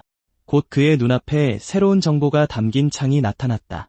알림은 그의 레벨이 10으로 올랐음을 알려줬고 그는 그 성장을 기뻐했다. 잠시 후 주인공 스킬의 레벨 또한 상승했다는 메시지가 나타났다. 만족스러운 미소를 지으며 그는 새로운 힘이 몸속을 흐르는 것을 느꼈다. 새로운 선물창이 나타났고 그는 보상을 확인하기 위해 상자를 열기로 했다. 알림은 그에게 발사된 투사체의 명중률을 감소시키는 패시브 스킬을 보여주었다. 그는 지체 없이 그것이 원거리 공격에 대한 회피 기술임을 알아차렸다. 화면에는 한 캐릭터가 여러 발의 공격을 동시에 피하는 이미지로 스킬을 설명했다. 그는 이제 주인공에게만 주어지는 그 유명한 보호 효과를 재현할 수 있다는 것을 깨달았다. 그 순간 적 전사 한 무리가 진지에서 나타나 공격하기 위해 전진했다. 공주는 그의 이름을 외치며 그가 한눈 파는 사이 적들이 다가오고 있음을 알렸다. 망설임 없이 펠리시아는 적들을 향해 자신의 힘을 방출할 준비를 했다. 명령과 함께 그녀는 정면으로 무리를 강타하는 회오리 바람을 소환했다. 바람의 힘이 너무 강해서 왕자조차 휩쓸리지 않기 위해 몸을 버텨야 했다. 그 현상을 관찰하며 그는 그것이 마법과 비슷하지만 정확히는 아니라는 것을 깨달았다. 그는 곧 에너지 나비들을 알아보고 그것이 정령의 힘이라는 것을 이해했다. 그리고 그는 펠리시아가 사실 재능 있는 정령사라는 것을 이해했다. 공격을 지켜보는 동안 그의 마음속에 새로운 생각이 떠올랐다. 미소를 지으며 그는 자신도 저런 힘에 맞을 수 있을지 궁금해했다. 갑자기 하늘에서 빛나는 신호가 터지며 진지에 있는 모두의 주의를 끌었다. 그 섬광에 오크들은 예상치 못한 사건에 놀라 눈을 들었다. 빛의 정체를 확인한 케라크는 그것이 후퇴 명령을 의미한다고 알렸다. 혼란스러운 슈트라는 무슨 일이 일어나고 있는지 누군가 위험에 처한 것은 아닌지 궁금해했다. 아군들이 명령을 재촉하자 왕자는 모든 부대와 함께 후퇴하라고 명령했다. 그리고 그는 케이틀린에게 가야 한다고 선언했고 오크는 완전히 놀랐다. 케라크는 동행하겠다고 주장했지만 슈트라는 결정에 이유가 있으며 모두가 복종해야 한다고 고집했다. 그 순간 펠리시아가 다가와 그와 함께 가겠다고 말해 오크 장군을 놀라게 했다. 그녀는 빚지는 것을 싫어하며 이 기회에 빚을 갚고 싶다고 말했다. 그녀는 또한 저 적들과 아직 해결할 일이 남았다고 언급했다. 케라크는 조용히 듣고 있다가 동의했고 작별 인사를 하기 전에 왕자에게 조심하라고 당부했다. 진지를 걸어가면서 펠리시아는 정말 케이틀린에게 갈 필요가 있냐고 물었고 그는 후퇴 명령이 의심스럽다고 대답했다. 그 말에 그녀는 그가 동생을 무척 걱정하는 것 같다고 말했다. 슈트라는 그저 한 가족이니 걱정하는 것은 당연하다고 말했다. 그 후 그녀는 잠시 동안 말없이 그를 지켜보았다. 대화는 진영 중앙에서 들려오는 전투 소리에 의해 중단되었다. 그때 근육질 마족 무리가 맹렬하게 그들 쪽으로 돌진했다. 혼돈의 한가운데서 케이틀린은 맨주먹으로 적들의 진격을 막아내며 홀로 맞섰다. 포위된 상황에서도 그녀는 임박한 전투 앞에서 굳건히 버텼다. 다음으로 그녀는 여러 개의 에너지 구체를 발사해 적들에게 폭발시켰다. 마족들은 저항하며 일제히 공격할 준비를 했다. 케이틀린은 주저없이 손에 에너지 검을 구현하여 자신을 방어했다. 정확한 도약과 함께 그녀는 모든 적을 동시에 베어버리는 참격을 날렸다. 슈트라와 펠리시아는 반격 후 땅에 쓰러진 마족들을 보기 위해 제때 도착했다. 그 광경을 목격한 마법사는 예상했던 바라고 확인했고 그는 걱정할 이유가 없다는 것을 깨달았다. 그들을 본 공주님은 오라버니에게 왜 후퇴하지 않았냐고 물었고 그는 그녀를 돕기 위해서라고 답했다. 잘 이해하지 못한 채 그녀는 그게 무슨 뜻인지 알고 싶어 했다. 갑자기 케이틀린의 시선은 그의 옆에 있는 사람에게로 향했다. 기쁨의 함성과 함께 팔공주님은 달려가 펠리시아를 꽉 껴안았다. 그녀를 품에 안은 채 언니가 무사한 걸 보니 기쁘다고 말했다. 펠리시아는 괜찮다며 동생이 너무 걱정이 많다고 대답했다. 그 상호작용을 지켜보며 슈트라는 둘이 꽤 가까워 보인다고 생각했다. 그 순간 그의 시야에 적군의 진격을 보여주는 지도 인터페이스가 나타났다. 움직임을 분석한 케이틀린은 후퇴해야 한다고 경고하며 그에게 철수를 이끌라고 명령했다. 다른 곳에서는 케라크의 오크들이 거대한 순간이동 포탈 주위에서 기다리고 있었다. 곧 누군가의 발이 마법 소환진 중앙으로 들어섰다. 슈트라, 펠리시아, 케이틀린이 포탈을 건너는 동안 오크들은 말없이 그들을 지켜보았다. 그들이 걷는 동안 육공주님은 왕자님이 포탈을 찾은 것이 사실이냐고 물었고 케이틀린은 임무에서 그의 역할을 확인해 주었다. 동시에 케라크가 다가와 그가 얼마나 변했는지에 대해 언급했다. 대화는 모두가 무사히 돌아왔다고 알리는 크리스의 목소리에 의해 중단되었다. 잠시 후 그는 자신감 있는 자세로 무리 앞에 나타났다. 미소를 지으며 케이틀린은 오라버니에게 펠리시아 언니를 데려왔다고 알렸다. 그러자 공주님은 크리스에게 돌아서며 오랜만이라고 인사를 건넸다. 그녀 앞에서 칠왕자님은 그저 몇 초 동안 말없이 그녀를 바라보았다. 마침내 크리스가 침묵을 깨고 그녀의 이름을 부르며 인사를 받았다. 장면은 벽을 따라 흩어진 햇불로 밝혀진 어두운 동굴로 바뀌었다. 그들이 걷는 동안 크리스는 야쿠잔이 불타는 진영을 보고 후퇴함에 따라 반돌 장군 또한 전투에서 승리했다고 보고했다. 이름을 알아보지 못한 슈트라가 그가 누구냐고 묻자 케이틀린은 그가 주홍 번개 부족의 족장이라고 설명했다. 그 말에 펠리시아는 야쿠잔이 항복했는지 알고 싶어 했지만 크리스는 적이 단지 도망쳤을 뿐이며 재정비할 수 있다고 분명히 했다. 그는 이어서 두 군대가 합류하는 것을 막기 위해 다음날 카이림의 부대를 공격할 것이라고 발표했다. 화제를 바꿔 왕자님은 펠리시아에게 그곳에 오게 된 연유를 물었다. 그녀는 근처 유적을 조사하다가 전투를 도우려다 사로잡혔다고 대답했다. 의심스러운 듯 크리스는 그것이 정말 사실인지 물었다. 펠리시아는 자신이 거짓말을 한다고 믿느냐고 되물었다. 두 사람은 잠시 동안 말없이 서로를 쳐다보았다. 그 후 그는 누그러지며 그 문제는 제쳐두고 쉬어야 한다고 말했다. 감사 인사와 함께 펠리시아는 동의했고 크리스는 모두에게 기력을 회복하라며 해산시켰다. 잠시 후 병사들은 모닥불 주위에 모여 식사를 즐기고 있었다. 무리에서 떨어진 곳에서 슈트라는 만족스럽게 자신의 스킬창을 관찰했다. 동굴 한 구석에서 자신의 기술을 분석하던 중 갑자기 그의 이름이 불렸다. 그가 돌아보니 입구에 펠리시아가 서서 잠시 들어가도 되겠냐고 묻고 있었다. 그는 이 시간에 무슨 일로 왔는지 알고 싶었지만 그녀는 그저 말없이 그를 지켜볼 뿐이었다. 그러자 공주님은 천천히 그를 향해 걷기 시작했다. 그녀가 그의 앞에 멈춰섰을 때 그녀는 다시 한번 그의 이름을 불렀다. 뜻밖의 그녀의 손이 앞으로 뻗어나와 그의 옷깃을 단단히 움켜쥐었다. 갑작스러운 행동에 불의의 일격을 당한 왕자님은 반응할 수 없었다. 잠시 후 펠리시아는 그를 쳐다보며 옷을 벗으라고 명령했다. 완전히 어리둥절한 슈트라는 그저 자신이 받은 명령에 대해 되물을 뿐이었다. 그의 옷깃을 굳게 쥔 채 펠리시아는 그가 옷을 벗어야 한다고 반복했다. 여전히 이해하지 못한 채 왕자님은 그런 요청을 하는 이유가 무엇인지 물었다. 그러자 그녀는 그의 상태를 제대로 치료하게 놔두지 않을 거냐고 물었다. 그의 반응은 그저 완전히 혼란스러운 표정일 뿐이었다. 펠리시아는 이전에 했던 것은 응급처치일 뿐이었다고 설명했다. 곧 그가 내상을 입었을 수도 있기에 다시 치유 마법을 사용하고 싶다고 밝혔다. 젊은 여성은 아까 그의 몸에서 뿜어져 나온 빛에 대해 언급하며 무슨 문제가 있냐고 물었지만 그는 가끔 일어나는 일이라고 말했다. 슈트라는 화제를 바꾸고 그녀에게 부탁할 것이 있다고 선언했다. 미소를 지으며 그는 다가가 오직 펠리시아만이 할 수 있는 일이라고 말했다. 그러자 그의 상태창에 3가지 새로운 치유 능력이 나타났다. 결과에 만족한 왕자님은 다시 옷을 입고 새로 얻은 것들을 관찰했다. 장면은 그가 요청하자 그녀가 그에게 사용한 후 3가지 치유 주문을 배웠다는 것을 보여주었다. 잠시 후 그는 케이틀린을 만나 드디어 훈련의 날이 왔다고 말했다.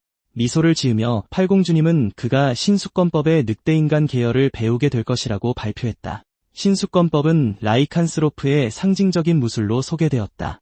그러자 슈트라는 늑대인간 스타일이 그 기술의 기본이며 케이틀린이 자신을 가르치는 이유라는 것을 이해했다. 다음으로 그녀는 그 스타일이 내공과 외공을 모두 사용하며 내공의 기초를 보여주겠다고 설명했다. 그녀의 지시에 따라 그는 눈을 감았고 그의 몸 주위로 기운이 나타나기 시작했다. 곧 그는 이미 자신을 통해 흐르는 힘의 흐름을 느낄 수 있다고 확인했다. 그 에너지는 그의 몸 구석구석을 가로지르는 생명력으로 묘사되었다.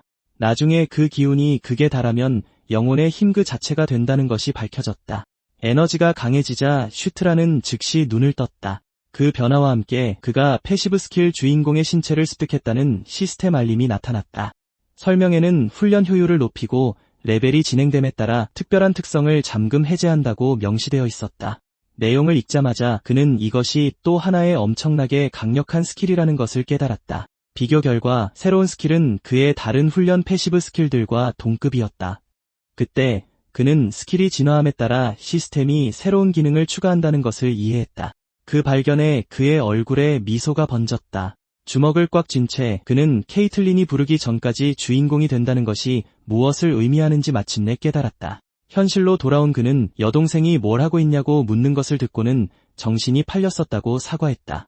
그러자 그녀는 신수권법 훈련이 본격적으로 시작될 것이라고 선언했다. 훈련이 시작되자 그는 스킬을 습득하고 주먹의 기운을 발현시켰다. 그의 속도와 정확성에 감명받은 케이틀린은 기본 동작 수행 능력을 칭찬했다. 자신의 손을 보며 슈트라는 그 새로운 무술의 힘을 이해했다. 케이틀린이 다음 기술을 가르치려 할 때 한 병사가 달려와 그녀를 불렀다. 전령은 서둘러 다가와 끔찍한 일이 일어났다고 보고했다. 멀리서 크리스는 카이림의 부대가 사라졌다고 그룹에 알렸다. 지도 주위에 모여 모두가 그 소식에 놀라움을 표했다. 상황의 심각성을 인지한 크리스는 적이 계획을 알아챘다고 결론 내렸고 케이틀린은 다음 단계가 무엇인지 물었다. 반돌 장군의 정보에 근거하여 그는 야쿠잔과 카이림이 만나기로 되어 있던 정확한 지점을 가리켰다. 지형을 분석한 후 슈트라는 확률이 높다며 위험을 감수해야 할 것이라고 동의했다. 그러자 크리스는 주홍 번개 부족과의 대규모 전투를 위해 장군과 힘을 합칠 것이라고 발표했다. 장면은 적 토벌군의 본진으로 전환되었다. 진지에서 반돌 장군은 크리스를 따뜻하게 환영하며 그의 도착을 칭찬했다. 미소를 지으며 크리스는 장군에게 인사하고 여전하시다고 말했다. 반달이 공주들에게 돌아섰을 때 펠리시아가 그의 부하들에 대해 물으며 말을 가로막았다. 슈트라는 입가에 옅은 미소를 띠고 그 상호작용을 지켜보았다. 장군을 마주하며 그는 반돌이 게임 나이트 사가에서 가장 좋아했던 캐릭터였다는 것을 기억해냈다. 곧이어 그는 앞으로 나아가 사령관에게 정식으로 자신을 소개했다. 반돌은 잠시 침묵 속에서 그를 관찰하다가 악수를 청하며 그가 구왕자임을 알아보았다. 갑자기 슈트라의 시야가 바뀌더니 강렬한 빛에 둘러싸인 흰머리의 여인이 나타났다. 그 형체는 그를 바라보며 각기 다른 색의 눈을 드러냈다. 그녀 앞에 갑자기 불꽃에 휩싸인 또 다른 존재가 나타났다. 붉은 갑옷을 입은 전사가 불길 속에서 온전히 모습을 드러냈다. 둘은 한마디 말도 없이 잠시 서로를 응시했다. 곧 슈트라는 그 두 이합적인 형체의 투영 중심에 있는 자신을 발견했다. 예상치 못한 등장에 그는 그 광경 앞에서 완전히 넋을 잃었다. 그러자 그의 눈앞에 정복과 전쟁의 상징이 나타났다. 깜짝 놀라 깨어보니 그는 침대에 앉아 있었다. 혼란스러운 그는 이 모든 것이 단지 꿈이었는지 궁금했다. 곧 그는 다른 환영에서 그 오드아이 여인을 본 적이 있다는 것을 기억해냈다. 그럼에도 불구하고 붉은 갑옷을 입은 전사가 누구인지는 알아볼 수 없었다. 그의 생각은 출정이 임박했다고 경고하는 케라크에 의해 중단되었다. 잠시 후 두 사람은 함께 천막을 나와 군대를 향했다. 밖에서는 부대원들이 전투물자를 나르며 분주하게 움직이고 있었다.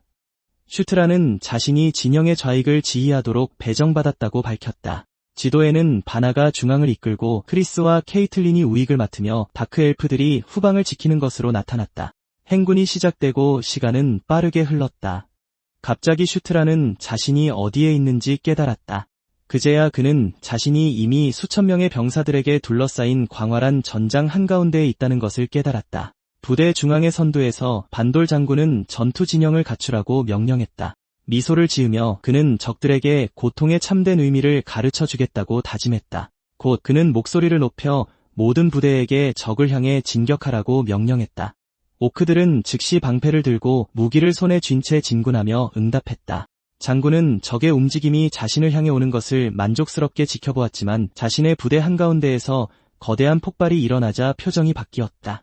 충격에 빠진 그는 무슨 일이 일어나고 있는지 큰 소리로 물었다. 아래를 내려다보니 파괴의 흔적이 전장 전체로 빠르게 퍼져나가고 있었다. 갑자기 맘모스를 닮은 거대한 털복숭이 생명체가 나타나 대열 사이로 길을 뚫었다. 반돌은 공황 상태에 빠져 그것이 늪지 맘모스라고 외쳤다. 그 짐승이 전진하자 사방에서 에너지 폭발이 그것을 덮쳤다. 하지만 그 폭발은 아군이 쏜 공격에서 비롯된 것이니 곧 명백해졌다. 진홍 번개 부족의 전사들이 아군의 사격에 쓰러지기 시작했다. 혼돈 속에서 슈트라는 케라크와 함께 파괴가 퍼져나가는 것을 지켜보았다. 깜짝 놀란 그는 함정임을 깨닫고 속았다고 선언했다. 그때 그는 맘모스가 계속 전진하는 동안 적들은 처음부터 모든 것을 알고 있었다는 것을 깨달았다. 그 생물은 비할 데 없이 거대한 늪지 맘모스로 묘사되었다. 그 붉은 눈은 분노로 번뜩이며 끔찍한 괴물의 모습을 드러냈다. 위협에 맞서 슈트라 주위로 에너지의 기운이 피어올랐다. 갑자기 날카로운 발톱이 땅을 찍고 새로운 짐승이 땅에서 솟아올랐다. 머지않아 검으로 무장한 리자드맨 군대가 전투에 합류했다. 이 적 증원군의 예상치 못한 도착에 슈트라와 그의 부대는 충격에 빠졌다. 다른 전선에서는 크리스가 상대방이 단지 자신들의 병력을 가지고 놀고 있다는 것을 깨달았다. 케이틀린은 후퇴해서 다른 기회를 찾는 것이 낫겠다고 제안했다. 그녀는 계속 싸운다면 전멸할 때까지 사상자만 늘어날 것이라고 경고했다. 크리스는 결정을 내리기 전 잠시 침묵 속에서 생각에 잠겼다. 곧 그는 혼돈 속에서 전군의 주의를 끌기 위해 목소리를 높였다. 그는 마법사들에게 후방의 방어막을 형성하라고 명령하고 다른 이들은 철수 준비를 하도록 했다. 명령이 내려지자 오크와 리자드맨 사이의 싸움은 격렬하게 계속되었다. 전투 중에 한 리자드맨 전사가 슈트라를 공격하기 위해 그에게 뛰어들었다.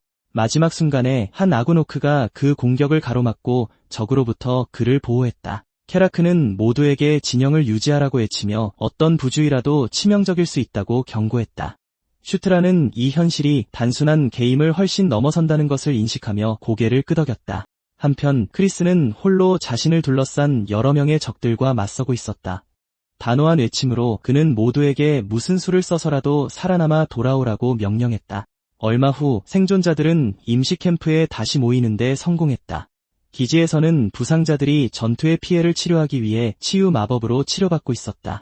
천막 안에서 크리스는 실패에 대한 책임을 지며 더 일찍 의심하지 못한 것을 한탄했다. 반돌 장군은 유일한 선택지는 후퇴하거나 지원군을 요청하는 것뿐이라고 선언했다. 크리스는 그 평가에 동의하며 단지 자존심 때문에 부하들의 목숨을 걸지는 않겠다고 말했다. 그가 명령을 내리려 준비하던 중 펠리시아가 대안을 생각해냈다며 그의 말을 가로막았다. 그 젊은 여성은 모두에게 그 지역에 온 진짜 이유는 기슈카 산맥의 유적 탐사였다는 것을 상기시켰다. 슈트라는 게임에서 그 캐릭터의 초점은 항상 연구와 조사에 맞춰져 있었다는 것을 떠올렸다. 잠시 후 펠리시아는 탁자 위에 고대 지도를 펼치고 그 장소의 정확한 위치를 가리켰다. 다른 이들과 모여 그녀는 1500년 동안 보존된 유적인 대지룡의 둥지를 연구해왔다고 밝혔다. 그녀는 마그마에서 태어난 용인 엔키두가 자신의 보물을 지키기 위해 다양한 수호자들을 사용했다고 설명했다. 그녀의 설명 중에 그녀는 드워프들이 그에게서 천둥의 생명을 불어넣는 모로라는 특별한 무기를 받았다고 언급했다. 그리고 그녀는 이 유물이 수호 키메라를 조종하고 군대 규모의 마법을 시전할 수 있는 힘을 가지고 있다고 밝혔다. 그녀는 모두의 앞에서 단호하게 테이블에 손을 내리쳤다. 마침내 펠리시아는 승리를 거둘 유일한 방법은 그 유물을 찾는 것이라고 선언했다. 그러자 반돌 장군은 펠리시아에게 모루의 정확한 위치를 물으며 이것이 자신이 온 진짜 이유임을 밝혔다. 잠시 후 크리스 물라이트는 정확한 위치를 모른다고 인정하며 그 정보가 현재로서는 다소 쓸모없다고 생각했다. 그의 평가에 따르면 적이 언제든지 공격할 수 있으므로 단순한 보물찾기에 모두의 목숨을 걸 수는 없다고 말했다. 즉시 펠리시아는 크리스가 제기한 반대의 이의를 제기했다. 그 순간 슈트라가 앞으로 나서며 유물이 정말로 그곳에 있다고 모두를 안심시켰다. 그는 영웅 로크와 관련된 고대 이야기와 룬에 대한 연구에서 안달에 대한 언급을 찾았다고 설명했다. 무엇보다도 그는 펠리시아를 전적으로 신뢰한다고 선언했다. 공주는 아무 말 없이 침묵 속에서 그를 바라보았다. 그러고 나서 그는 다른 사람들에게 등을 돌리고 그녀 옆에 섰다. 그럼에도 불구하고 크리스는 다가와서 문제는 신뢰가 아니라 그들이 낭비하고 있는 소중한 시간이라고 주장했다. 이에 맞서 슈트라는 지도를 가리키며 그 지역과 관련된 간달프 부족의 유사한 전설을 언급했다. 이를 바탕으로 그는 유적의 입구가 근처에 있을 확률이 높다고 결론지었다.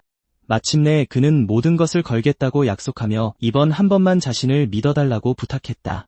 잠시 후 펠리시아가 날 수 있는 유령 말들을 소환하자 그것들이 무리 앞에 하늘에 나타났다. 모두가 그 생물들에 올라타고 즉시 목적지를 향해 출발했다. 그들이 하늘을 날아오를 때 사이라는 적어도 마침내 엔델을 찾기 시작했다고 생각했다. 그 순간 케라크는 슈트라에게 꽉 잡으라고 경고했지만 그는 전에 그 탈 것들을 타봤기 때문에 떨어지지 않을 것이라고 안심시켰다. 그러자 마족 왕자는 그의 앞에 인터페이스를 활성화했다. 그는 침착하게 그 속도로는 도착하는데 약 1시간이 걸릴 것이며 미니맵이 유적을 찾는 것을 용이하게 할 것이라고 알렸다. 비행하는 동안 그의 시선은 몇 미터 앞에서 말을 타고 있는 펠리시아에게 향했다. 잠시 후 그는 그 순간을 음미하며 잠시 눈을 감았다. 일행은 밤에만 비치는 영토 위를 날며 여정을 계속했다. 갑자기 슈트라는 고대 터널의 지도와 현재 지형을 결합하여 모루의 위치를 알아낼 수 있다고 설명했다. 그가 말을 마치자마자 케라크와 케이틀린은 그것이 정말로 효과가 있었는지 묻기 전에 침묵 속에서 그를 쳐다보았다. 단단한 땅에 내리자 그 오크는 그 모든 것이 무슨 의미인지 알고 싶어 했지만 크리스는 단지 슈트라에게 그들을 안내하라고 명령했다. 그 순간 펠리시아가 끼어들어 설명을 이해했다며 그에게 앞장서라고 말했다. 짧은 침묵 후 왕자는 몸을 돌려 모두에게 자신을 따르라고 명령했다. 그들이 걷는 동안 육공주는 조용히 모든 세부 사항을 관찰했다. 곧 케라크는 모두가 의심 없이 왕자님을 따르고 있다고 말했다. 얼마 지나지 않아 일행은 바위벽 앞에 도착했고 길이 막힌 것을 발견했다. 장벽 앞에서 케라크는 왕자님이 정말로 유적의 입구를 알고 있는지 의문을 제기했다. 그건 아닌 것 같았기 때문이다. 이에 슈트라는 자신이 입구로 간다고 말한 적이 있었냐고 물었다. 그는 이어서 케이틀린에게 몸을 돌려 정확한 일격으로 통로를 열어보라고 요청했다. 공주는 그 요청을 수락했고 펠리시아는 모든 움직임을 주의 깊게 지켜보았다. 곧이어 펠리시아는 그가 정말로 유물이 저 절벽 안에 있다고 믿는지 물었다. 슈트라는 단호하게 설명했다. 자신의 계산에 따르면 그 지점을 통해 들어가면 던전의 수호자들과의 직접적인 대결을 피할 수 있을 것이라고. 펠리시아는 그의 말을 가로막으며 어떻게 케이틀린이 맨주먹만으로 벽을 파괴할 거라고 기대하는지 물었다. 곧이어 그녀는 그가 공주를 무슨 공성 무기 같은 것으로 생각하냐고 물었다. 펠리시아의 손에 엄청난 양의 에너지가 모이기 시작했다.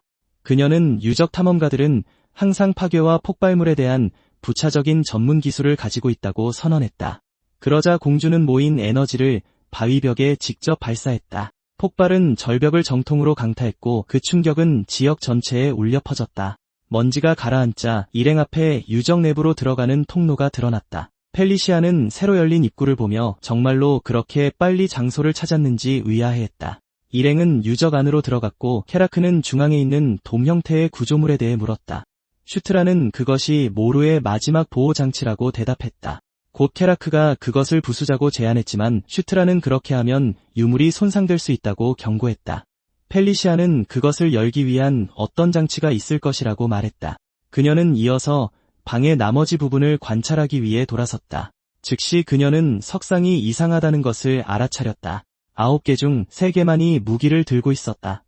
케이틀린은 아마도 나머지 석상들에게 무기를 제공해야 할 것이라고 제안했지만 펠리시아는 그렇게 간단할 리 없다고 생각했다.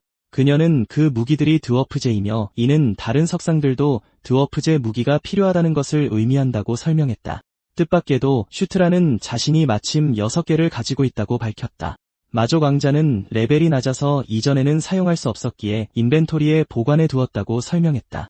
그러고는 케라크에게 만약을 대비해 지난번 터널 탐사에서 찾은 무기들을 가져왔다고 말했다. 슈트라는 오크에게 무거운 무기들을 배치해달라고 요청했고 케라크는 투덜거리면서도 동의했다. 곧 드워프 검 중 하나가 돌 석상의 손에 쥐어졌다. 같은 절차가 방 주위의 다른 모든 무장하지 않은 석상들에게도 반복되었다. 마지막 무기가 장착되자마자 돌 수호자 중 하나의 눈이 빛났다. 한 줄기 빛이 모든 석상들을 연결하며 방의 중앙장치를 활성화했다. 그러자 돔 형태의 구조물이 모두의 앞에서 열리기 시작했다. 일행은 내부에서 강한 빛이 뿜어져 나오는 것을 유심히 지켜보았다. 슈트라는 드러나고 있는 물체에 시선을 고정했다. 마침내 천둥의 생명을 불어넣는 모루가 방 중앙에 나타났다. 유물이 나타나자마자 펠리시아는 설명했다. 기록에 따르면 그것을 활성화하기 위해 마지막 절차가 필요하다고. 그녀는 슈트라와 케라크에게는 제자리에 있으라고 지시했고 다른 사람들은 원 주위의 자리를 잡아야 한다고 했다. 공주는 모두가 자신부터 시작하여 시계 방향으로 원반의 만화를 주입하고 점차 그 양을 늘려야 한다고 상세히 설명했다. 각 멤버는 모로 주위에 자리를 잡았다. 일행에게 집중을 요구한 후 펠리시아는 의식을 시작하며 자신의 에너지를 방출했다. 그들이 그녀를 따르자 유물은 점점 더 강렬하게 빛나기 시작했다. 과정 중에 그녀는 슈트라에게 만화를 더 강하게 밀어 넣으라고 명령했다. 그녀는 그에게 리듬을 유지하고 집중력을 잃지 말라고 요청했다. 둘은 계속해서 모로를 향해 에너지를 보냈다. 젊은이는 흐름을 유지하기 위해 최선을 다하며 모든 힘을 의식에 집중했다. 그때 에너지 기둥이 모로에서 솟아나 던전의 천장을 꿰뚫었다. 먼지가 가라앉자 슈트라는 활성화의 결과를 관찰했다. 갑자기 그는 셀 수 없이 많은 드워프들에게 둘러싸인 낯선 곳에 있는 자신을 발견했다. 갈라진 땅에서 악마의 발톱이 솟아올랐다. 악마와 드워프 사이에 혼란스러운 전쟁터가 그의 주위에 펼쳐졌다. 그가 상황을 이해하려 애쓰는 동안 이엄 있는 목소리가 자신의 신하들에게 들으라고 명령했다. 그는 그 신비로운 존재를 향해 얼굴을 돌렸다. 드워프 전사들이 마족 왕자 주위에 모였다. 슈트라는 모든 것을 주에 깊게 지켜보았다. 모두의 앞에 거대한 날개 달린 생명체가 하늘에 나타났다. 같은 목소리가 위대한 엔키두의 신성한 둥지를 보호하라고 명령했다. 그러고 나서 그 생명체는 그가 문지기가 되어야 한다고 선언했다. 그의 임무는 마계와 인간계 사이에 머무는 것이 될 것이라고. 현실로 돌아와 젊은이는 땅바닥에서 깨어났다. 여전히 충격에 빠진 채 그는 자신이 목격한 것 때문에 거친 숨을 몰아쉬고 있었다. 그 순간 그는 그 환영이 흑룡 엔키두의 것일 수밖에 없다고 인식했다. 한 목소리가 그도 그것을 보았는지 물었다. 방을 돌아다니며 펠리시아는 몸이 용암처럼 흐르는 거대한 흑룡을 묘사했다. 케라크는 같은 생명체를 보았다고 확인했고 슈트라는 모두가 그 환영을 공유했는지 물었다. 공주는 그런 것 같다고 대답했다. 비록 그녀는 아직 그것이 무엇을 의미하는지는 몰랐지만 그녀는 모로를 향해 돌아섰다. 유물 앞에서 그녀는 유일하게 확실한 것은 그것을 사용하면 진실이 드러날 것이라는 점이라고 말했다. 그리고 그녀는 모로 앞에 자리를 잡았다. 그녀의 손이 유물의 표면에 닿았고 핏자국을 남겼다. 어두운 에너지의 파동이 모로에서 폭발하여 그녀를 감쌌다. 공주는 그 힘에 잠식당하기 시작했다. 그녀는 충격에 저항하며 이를 악물었다. 그 광경을 보고 슈트라는 그녀의 이름을 외쳤다. 그러자 마족 왕자는 손을 뻗어 그녀에게 멈추라고 요청했다. 그는 펠리시아의 팔을 잡았고 그 역시 어두운 에너지에 휩싸였다. 힘의 폭발이 방 중앙에서 일어났다. 멀리서 케라크와 케이틀린은 슈트라와 펠리시아의 이름을 외쳤다. 잠식당하면서 젊은이 또한 어두운 에너지 속에서 비명을 질렀다. 대지의 용 엔키두의 만화는 그것을 정복할 허락이 없는 자들에게 시험을 부과한다는 것이 밝혀졌다. 에너지가 모로 위에서 폭발했고 한 목소리가 정복이란 지배를 의미한다고 선언했다. 두 동료는 어두운 에너지가 방 전체로 퍼져나가는 것을 멀리서 지켜보았다. 폭발이 가라앉았을 때 땅에는 에너지 결정체만이 남아있었다. 얼마 후 슈트라가 얼굴의 절반이 어둠에 덮인 채 물체를 들고 무릎을 꿇은 모습으로 나타났다. 그의 외모는 변해 있었고 한쪽 눈은 밝게 빛나고 있었다. 장면은 협곡에 설치된 오크 캠프로 전환된다. 절벽 꼭대기에서 망보는 병사가 아래의 움직임을 관찰했다. 잠시 후 그는 망원경을 들어 그 지역을 지켜보았다. 캠프를 살피면서 그는 바보들이 정말로 발각되지 않을 것이라 믿는 건지 중얼거렸다. 그러고 나서 그는 지도자 앞에 무릎을 꿇고 즉시 공격해야 하는지 물었다. 붉은 번개 부족의 족장 야쿠제는 조용히 들었다. 지휘관은 모두에게 전투 준비를 하라고 명령했다. 그는 자신의 군대 앞에서 뒤처진 자들을 제거할 것이라고 선언했다. 오크 캠프에서는 녹색 피부의 전사들이 협곡을 걸어가고 있었다. 갑자기 그들 중 둘이 고개를 들었다. 거대한 불덩이가 하늘에서 진지를 향해 떨어졌다. 폭발은 파괴적인 위력으로 중앙을 강타했다. 몇몇 오크들이 충격에 직접 휩쓸렸다. 그 후 붉은 번개 부족의 군대가 그들 앞에 나타났다. 붉은 피부의 전사들이 맹렬하게 돌격했다. 혼돈 속에서 크리스 물라이트는 녹색 피부의 오크들에게 둘러싸였다. 그는 케이틀린이나 펠리시아 둘 다 근처에 도와줄 사람이 없다는 것을 깨달았다. 새로운 폭발이 지역을 뒤흔드는 동안 야쿠자는 멀리서 지켜봤다. 그는 지형도 모르고 진격하는 마족들을 비웃었다. 곧이어 그는 마법사들에게 나머지를 처리하고 모두 죽이라고 명령했다. 하지만 마법사 중 한 명의 손이 갑자기 이상한 기운에 휩싸였다. 혼란스러워하며 그는 왜 손이 말을 듣지 않는지 의문을 가졌다. 그 순간 거대한 매머드 중 하나가 같은 에너지에 휩싸였고 눈이 빛났다. 그들은 본 것에 놀라 시선을 들었다. 예기치 않게 매머드는 자신의 동맹에게 등을 돌리고 분노에 차 공격했다. 절벽 위에서 야쿠제는 자신의 진영에서 벌어지는 혼란을 지켜봤다. 그는 왜 자신의 군대가 내분을 일으키는지 의아해했다. 전장 한가운데서 크리스 물라이트도 통제 불능의 매머드를 지켜봤다. 그는 그 광경 앞에서 침묵을 지켰다. 던전으로 돌아와 슈트라의 손에는 에너지가 맥동하는 물건이 들려 있었다. 기운에 휩싸인 채 그는 적이 모루를 찾았는지 의문을 품었다. 그는 물건을 꽉 쥔 채 무릎을 꿇었다. 어두운 에너지가 구체화되어 그의 손에 망치 형태로 나타났다. 곧이어 사이라가 펠리시아를 부축하러 나타나 이 무기가 모루에 대응하는 천둥의 망치라고 밝혔다. 그녀는 안키트가 그를 선택한 것 같다고 말했다. 슈트롯은 그들의 방향으로 힐끗 시선을 던졌다. 모두의 앞에서 이제 얼굴에 문양이 생긴 펠리시아가 그에게 무기를 사용하라고 명령했다. 망치를 손에 쥔 채 그는 자신을 둘러싼 에너지를 관찰했다. 그는 안키타의 만화가 그것을 휘두르는 법을 보여주었다고 밝혔다. 용의 목소리가 울려 퍼지며 정복하고 복종시키는 것이 지배하는 방법이라고 설명했다. 그는 망치를 들어 올리며 천둥의 생명을 불어넣는 모루를 사용하는 방법을 이해했다. 그는 늪지 매머드를 지배하는 것부터 시작하겠다고 선언했다.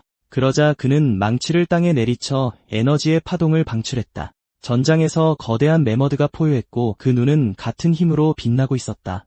즉시 모든 매머드가 붉은 번개 부족에게 등을 돌리고 공격했다. 혼돈 속에서 붉은 피부의 전사들은 왜 갑자기 공격받는지 의문을 제기했다. 혼란 속에서 마족의 동맹 중 하나가 적 전사에게 돌진했다.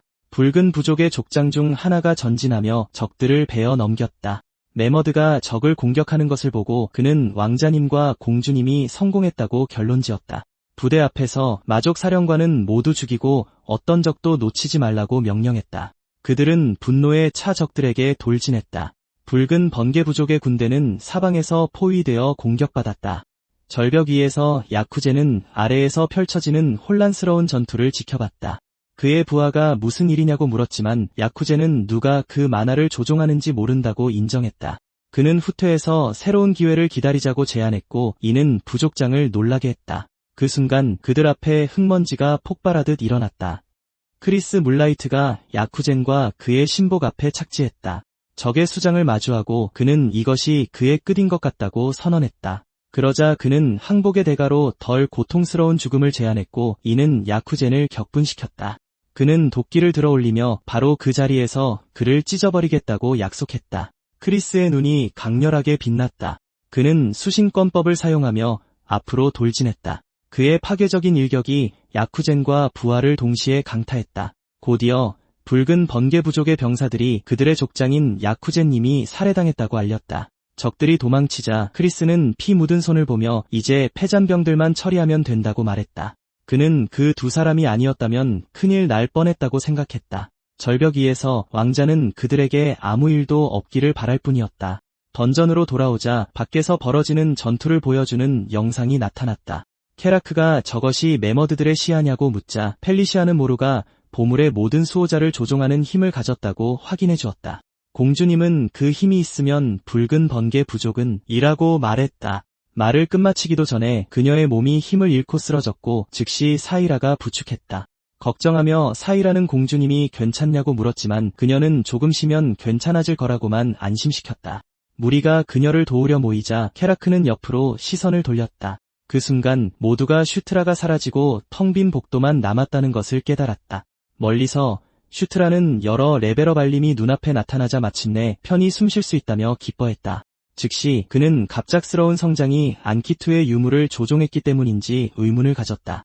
곧이어 새로운 알림이 그의 스킬, 정복의 레벨이 올랐다고 알려주었다. 스킬창을 열자 그는 정복과 왕의 깃발 아래 둘 다 성장한 것을 알아차렸다. 비록 완전히 이해하지는 못했지만 그는 주력 스킬의 강화는 긍정적일 수밖에 없다고 결론 내렸다. 그의 관심은 새로 획득한 왕의 기사단으로 향했는데 그는 이것이 소환 스킬일 것이라고 추측했다. 그 순간 누군가 그를 부르는 목소리에 그는 즉시 돌아섰다. 케이틀린이 그를 향해 달려오고 있었다. 소녀는 그제야 아무에게도 알리지 않고 떠났다는 것을 기억해냈다. 그가 사과하기도 전에 공주님은 그의 머리를 세게 때렸다. 그녀는 그렇게 사라진 것에 대해 그를 꾸짖었고 그는 그저 사과했다. 곧이어 그녀는 그를 놓아주며 무사안이 돌아가야 하지만 거기서 야영해야 할 것이라고 말했다. 함께 걸으며 케이틀린은 원래 계획은 달랐지만 문제가 생겼다고 설명했다. 슈트로는 즉시 무슨 문제냐고 물었다. 그러자 펠리시아가 의식을 잃고 깨어나지 못하고 있다는 사실이 밝혀졌다. 케이틀린은 그녀가 붉은 번개 부족에게서 막 풀려났기 때문에 무리했을 것이라고 말했다. 그러면서 펠리시아가 괜찮을 거라고 말했지만 이제 언제 깨어날지 알 수 없다고 설명했다. 공주님은 그녀 없이는 유령마를 소환할 수 없어서 당분간은 거기서 그녀를 지켜봐야 할 것이라고 결론 내렸다. 슈트라는 동의했다. 비록 그는 펠리시아가 정말 괜찮을지 궁금했지만 산 위로 밤이 내렸다. 유적 안에서 일행은 홀 곳곳에 흩어져 쉬고 있었다. 기둥에 기댄 채 마족 왕자는 팔짱을 끼고 앉아 있었다. 잠시 후 그는 레벨업만으로 체력이 완전히 회복되었는지 생각에 잠겼다. 피로를 느끼지 못했기 때문에 그는 아마 새벽까지 기다려야 할지도 모른다고 생각했다. 갑자기 그에게 아이디어가 떠올랐다. 유적에 있으니 던전에는 무기와 보물이 숨겨져 있을 것이다. 그는 또한 그 장소가 분명 함정과 수호자들로 가득 차 있을 것이라고 생각했다. 그의 시선은 손에 들린 천둥 망치에 닿았다. 무기를 든 채 그는 자신이 그 장소의 지배자라면 어떻게 될지 궁금해했다. 마침내 그는 모루의 힘은 그곳에서만 작용하지만 유적 안에서는 절대적인 힘으로 나타난다고 결론 내렸다. 그것으로 슈트라는 그 모든 영토에 대한 자유 이용권을 얻었음을 이해했다. 한편 케라크는 홀바닥에서 깊이 잠들어 있었다. 소녀는 다가가 아직 졸린 오크를 깨웠다. 그러고는 다른 곳으로 따라오라고 권했다. 두 사람은 햇불이 비추는 어두운 복도를 함께 걸었다. 케라크가 안전한지 묻자 슈트라는 자신이 이곳의 주인이니 걱정할 것 없다고 그를 안심시켰다. 돌문을 열자 그는 케라크에게 이곳은 유적이니 분명 좋은 무기가 숨겨져 있을 것이라고 상기시켰다. 즉시 오크는 방 안으로 날카로운 시선을 던졌다. 얼마 지나지 않아 그는 땅에 누워있는 거대한 괴물에 대해 경고했다. 그 생물 앞에서 마족 왕자는 그것이 파괴적인 힘을 가진 적인 그리폰 형태의 아크 골렘임을 알아보았다. 그 순간 케라크는 부주의하게 들어왔다면 죽었을 수도 있었다며 빨리 후퇴하자고 제안했다. 거대한 존재 앞에서 공포를 숨기지 못하는 오크의 고집에도 불구하고 그는 그를 겁쟁이라고 부를 뿐이었다. 그때 복도 끝에서 거대한 돌문이 열렸다. 그것을 건너자 케라크는 마침내 보물을 찾았다며 흥분해서 외쳤다. 오크가 갑옷 한 조각을 들어 올리자 왕자는 그것이 훌륭한 품질인 것 같다고 동의했다. 더 자세히 살펴보자 그는 미묘한 만화의 기운을 느끼고 그것이 마법 갑옷임을 확인했다. 그는 케라크에게 그 아이템을 건넸고 케라크는 망설이다가 정말 가져도 되는지 물었다. 왕자는 갑옷이 자신에게 너무 크다고 말하며 확인해 주었고 오크는 열광적으로 그에게 감사했다. 얼마 지나지 않아 근처 탁자에 있는 동전 몇 개가 그의 주의를 끌었다. 그는 고대 금화 중 하나를 집어들고 유용한 아이템은 모두 인벤토리에 보관하기로 결정했다. 그러는 동안 그는 케라크에게 값나가는 것은 모두 모으라고 지시했다. 갑자기 방구석에 있는 상자가 그의 주의를 끌었다. 조사하기 위해 다가가서 열어보니 동전으로 가득 차 있었다. 그 순간 이상한 소리가 주변에 울려 퍼졌다.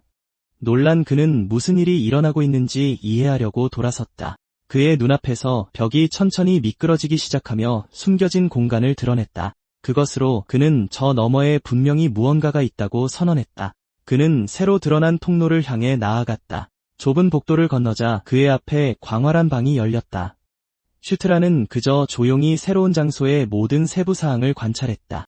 중앙의 받침대 위에는 특이한 에너지에 둘러싸인 물체가 떠 있었다. 즉시 그는 유물에서 발산되는 만화를 알아보았다. 전에 본 적이 없음에도 불구하고 엔키두라는 이름이 본능적으로 그의 마음에 떠올랐다.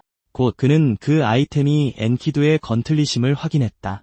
마침내 유물의 진정한 이름인 어스케이커가 그의 앞에 드러났다. 받침대 앞에서 그는 그저 자기 앞에 떠있는 유물을 관찰하며 조용히 있었다. 곧 그를 부르는 목소리가 울려 퍼졌다. 용맹한 정복의 기사여. 그리고 그 순간 그는 그 아이템이 엔키두의 건틀리심을 알아보았다. 유물이 자신을 부르고 있다고 판단한 마족 왕자는 그것을 향해 걸어갔다. 그의 손이 건틀리 표면에 닿자마자 그의 레벨, 마나, 정신력, 체력이 부족하다는 여러 알림이 나타났다. 완전히 이해하지 못한 채 그는 여전히 그것을 다룰 수 있는지 의문을 가졌다. 갑자기 그의 눈앞에 새로운 메시지가 나타났다. 허가 승인. 즉시 또 다른 알림이 그에게 건틀릿이 그를 주인으로 인식했다고 알려주었다. 마침내 어스케이커의 사용자가 슈트라로 변경될 것임을 확인하는 마지막 문구가 나타났다. 바로 그 순간 건틀릿이 그의 팔로 날아가 단단히 고정되었다. 그때 에너지의 파동이 그 주위에서 폭발하며 유물이 장착되자 홀 전체를 가득 채웠다. 그는 새로운 장비를 통해 에너지가 자신의 몸을 흐르는 것을 놀라며 지켜볼 뿐이었다. 건틀릿을 보면서 그는 그것의 주인으로 인정받았다는 놀라움을 감출 수 없었다. 그는 자신의 힘, 마나, 지구력 속성이 급격히 증가한 것을 알아차렸다. 곧 그는 단지 아이템을 장착하는 것만으로 어떻게 이것이 가능한지 의문을 품고 적절한 레벨에 도달하면 무슨 일이 일어날지 생각했다. 기뻐하며 그는 건틀릿이 그저 놀랍다고 선언했다. 정보 화면에는 엔키두의 건틀릿이라는 이름이 선명하게 표시되었고 그는 그 아이템이 예상했던 것보다 훨씬 더 좋다고 결론지었다. 갑자기 케라크가 그의 뒤에 나타나 무슨 일이 있었는지 물었다. 오크는 건틀릿이 갑자기 나타난 순간을 포함하여 모든 것을 보았다고 밝혔다. 그가 정말로 그 장면을 목격했다고 확인하면서 슈트라는 자신의 인벤토리가 드러나면 문제가 될 것이라고 생각했다. 그 말에 케라크는 다른 사람들이 알게 되면 짐이 될 뿐이라고 생각했다. 그러고 나서 그는 그 비밀을 무덤까지 가져가 영원히 지키겠다고 맹세했다. 약속에 비추어 왕자는 필요한 것을 다 모았으니 이제 돌아가야 할지 물었다. 떠날 준비를 하면서 그는 이곳이 불길한 느낌을 준다고 말했다. 곧 둘 다 일단은 돌아가는 것이 낫겠다고 동의했다. 두 사람은 비밀의 방을 떠나 보물방으로 돌아갔다. 갑자기 방 건너편에서 무언가가 왕자의 주의를 끌었다. 그는 손을 들어 케라크를 멈추게 하고 잠시 기다려 달라고 말했다. 오크가 이유를 묻는 동안 슈트라는 그저 반대 방향을 가리킬 뿐이었다. 열광하며 그는 자신들에게 꼭 필요한 것이 바로 저기 있다고 선언했다. 중앙홀로 돌아와서 그는 펠리시아에게 포션을 건넸고 그녀는 즉시 그것을 마셨다. 바로 그 순간 강렬한 빛이 그녀의 몸을 감싸 모두의 시선을 끌었다. 곧 그녀는 천천히 눈을 떴다. 그녀를 붙잡고 있는 동안 그는 그녀가 깨어났는지 물었고 공주는 그저 그의 이름을 중얼거렸다. 케이틀린의 도움으로 그녀는 겨우 앉았고 여전히 멍한 상태로 무슨 일이 있었는지 물었다. 그러자 팔공주가 슈트라가 마나 회복 포션을 가져왔다고 설명했다. 여전히 혼란스러운 펠리시아는 그가 그렇게 희귀한 것을 어디서 구했는지 알고 싶어 했다. 이에 그는 그저 장소를 가리키며 그들이 어디에 있는지 상기시켰다. 즉시 공주는 그들이 아직 유적 안에 있다는 것을 떠올렸다. 살짝 미소를 지으며 그는 자신이 그곳의 주인이라는 것을 잊지 말라고 그녀에게 상기시켰다. 그러고 나서 그는 그녀가 깨어나면 마나가 완전히 회복될 것이므로 걱정 없이 쉴 수 있다고 안심시켰다. 펠리시아가 그에게 감사 인사를 하자 그는 놀랐다. 잠시 후 그녀는 부끄러운 듯이 다시 감사를 표했다. 다음 날 아침 전투가 끝난 협곡 위로 해가 떴다. 진영에서 반돌 장군은 그들이 마침내 돌아왔다고 알리며 처음부터 왕자와 공주가 성공할 것이라고 믿었다고 선언했다. 축하 분위기 속에서 크리스는 펠리시아와 슈트라의 주의를 끌기 위해 조심스럽게 헛기침을 했다. 칠왕자는 무리를 향해 돌아서서 다시 헛기침을 하며 잠시 망설이다가 겨우 말을 꺼냈다. 곧 그는 펠리시아를 칭찬하며 그녀의 활약이 인상적이었다고 인정했다. 자신감 있게 공주는 별거 아니었다고 대답했다. 슈트라는 그저 둘 사이의 상호작용을 관찰할 뿐이었다. 그러자 크리스는 자신들이 뒷정리를 하는 동안 그녀에게 쉬라고 지시했고 이는 그녀를 놀라게 했다. 그는 붉은 번개 부족의 잔당들을 아직 제거해야 하지만 모든 것이 기껏해야 반달 안에 해결될 것이라고 설명했다. 그 말을 듣자 슈트라는 케이틀린에게 이것이 반달간의 휴가를 의미하는지 물었다. 즉시 공주가 다가와 그의 귀에 휴가는 없을 것이라고 속삭였다. 갑작스러운 가까움에 그는 말을 잃었다. 마침내 케이틀린은 그가 아직 자신과 해결할 일이 남아있다고 직접적으로 말했다. 진영에서 멀리 떨어진 외딴 숲에서 슈트라의 새로운 과제가 시작되었다. 그는 복부에 직접적인 펀치를 맞았다. 그 일격은 온 힘을 다해 명중했다. 그의 앞에서 케이틀린은 정신 차리지 않으면 대가를 치를 것이라고 경고했다. 그가 땅에 쓰러지자 공주는 즉시 일어나라고 명령했다. 쓰러진 채 그는 신수권법 훈련이 잔혹하다고 생각했다. 그때서야 그는 케이틀린이 언급했던 과제가 바로 그 훈련이라는 것을 이해했다. 처음 닷새 동안 훈련은 오직 반복적으로 맞는 것으로만 이루어졌다. 일주일 후 그는 케이틀린의 펀치를 보기 시작했다. 훈련 11일째가 되었다. 이제 그는 그녀의 움직임을 따라잡고 공격을 피할 수 있었다. 케이틀린은 그가 자신을 아주 잘 따라오기 시작했다고 말했다. 그는 그동안 맞은 것을 생각하면 그럴 때도 됐다고 대답했다. 혹독한 훈련 덕분에 그의 숙건술과 오러 스킬은 5레벨에 도달했다. 케이틀린은 그 시점부터 그가 신숙건술을 시작할 준비가 되었다고 선언했다. 그녀는 그렇게 빨리 배우는 사람은 본 적이 없다며 그를 칭찬했다. 슈트라는 라이칸스로프의 비기를 마스터하기로 결심하고 집중했다. 공주님은 그의 손을 잡고 오러를 사용하는 새로운 방법을 가르쳐주겠다고 말했다. 케이틀린은 꽉 잡은 채로 어떤 세부 사항도 놓치지 말고 바짝 따라오라고 지시했다. 슈트라는 고개를 끄덕이며 알겠다고 확인했다. 그들의 맞잡은 손이 강렬한 에너지로 빛나기 시작했다. 두 사람 주위에서 오러가 폭발적으로 터져나왔다.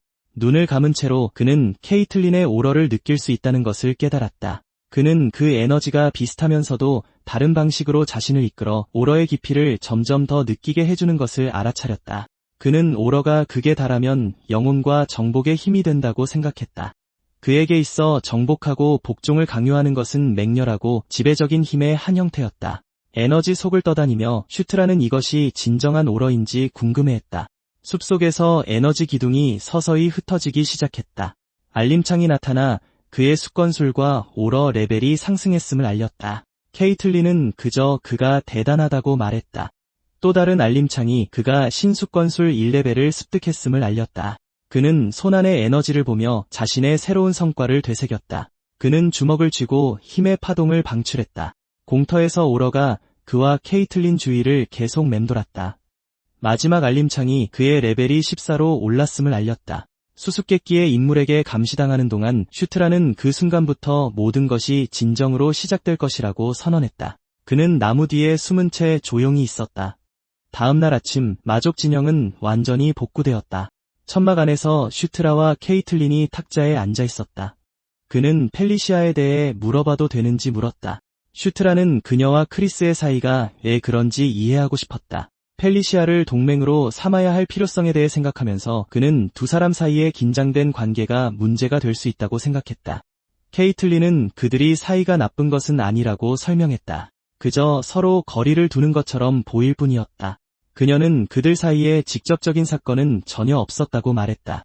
마지막으로 그녀는 그 긴장감이 크리스와 실반 사이에 있었던 어떤 일과 관련이 있을지도 모른다고 암시했다.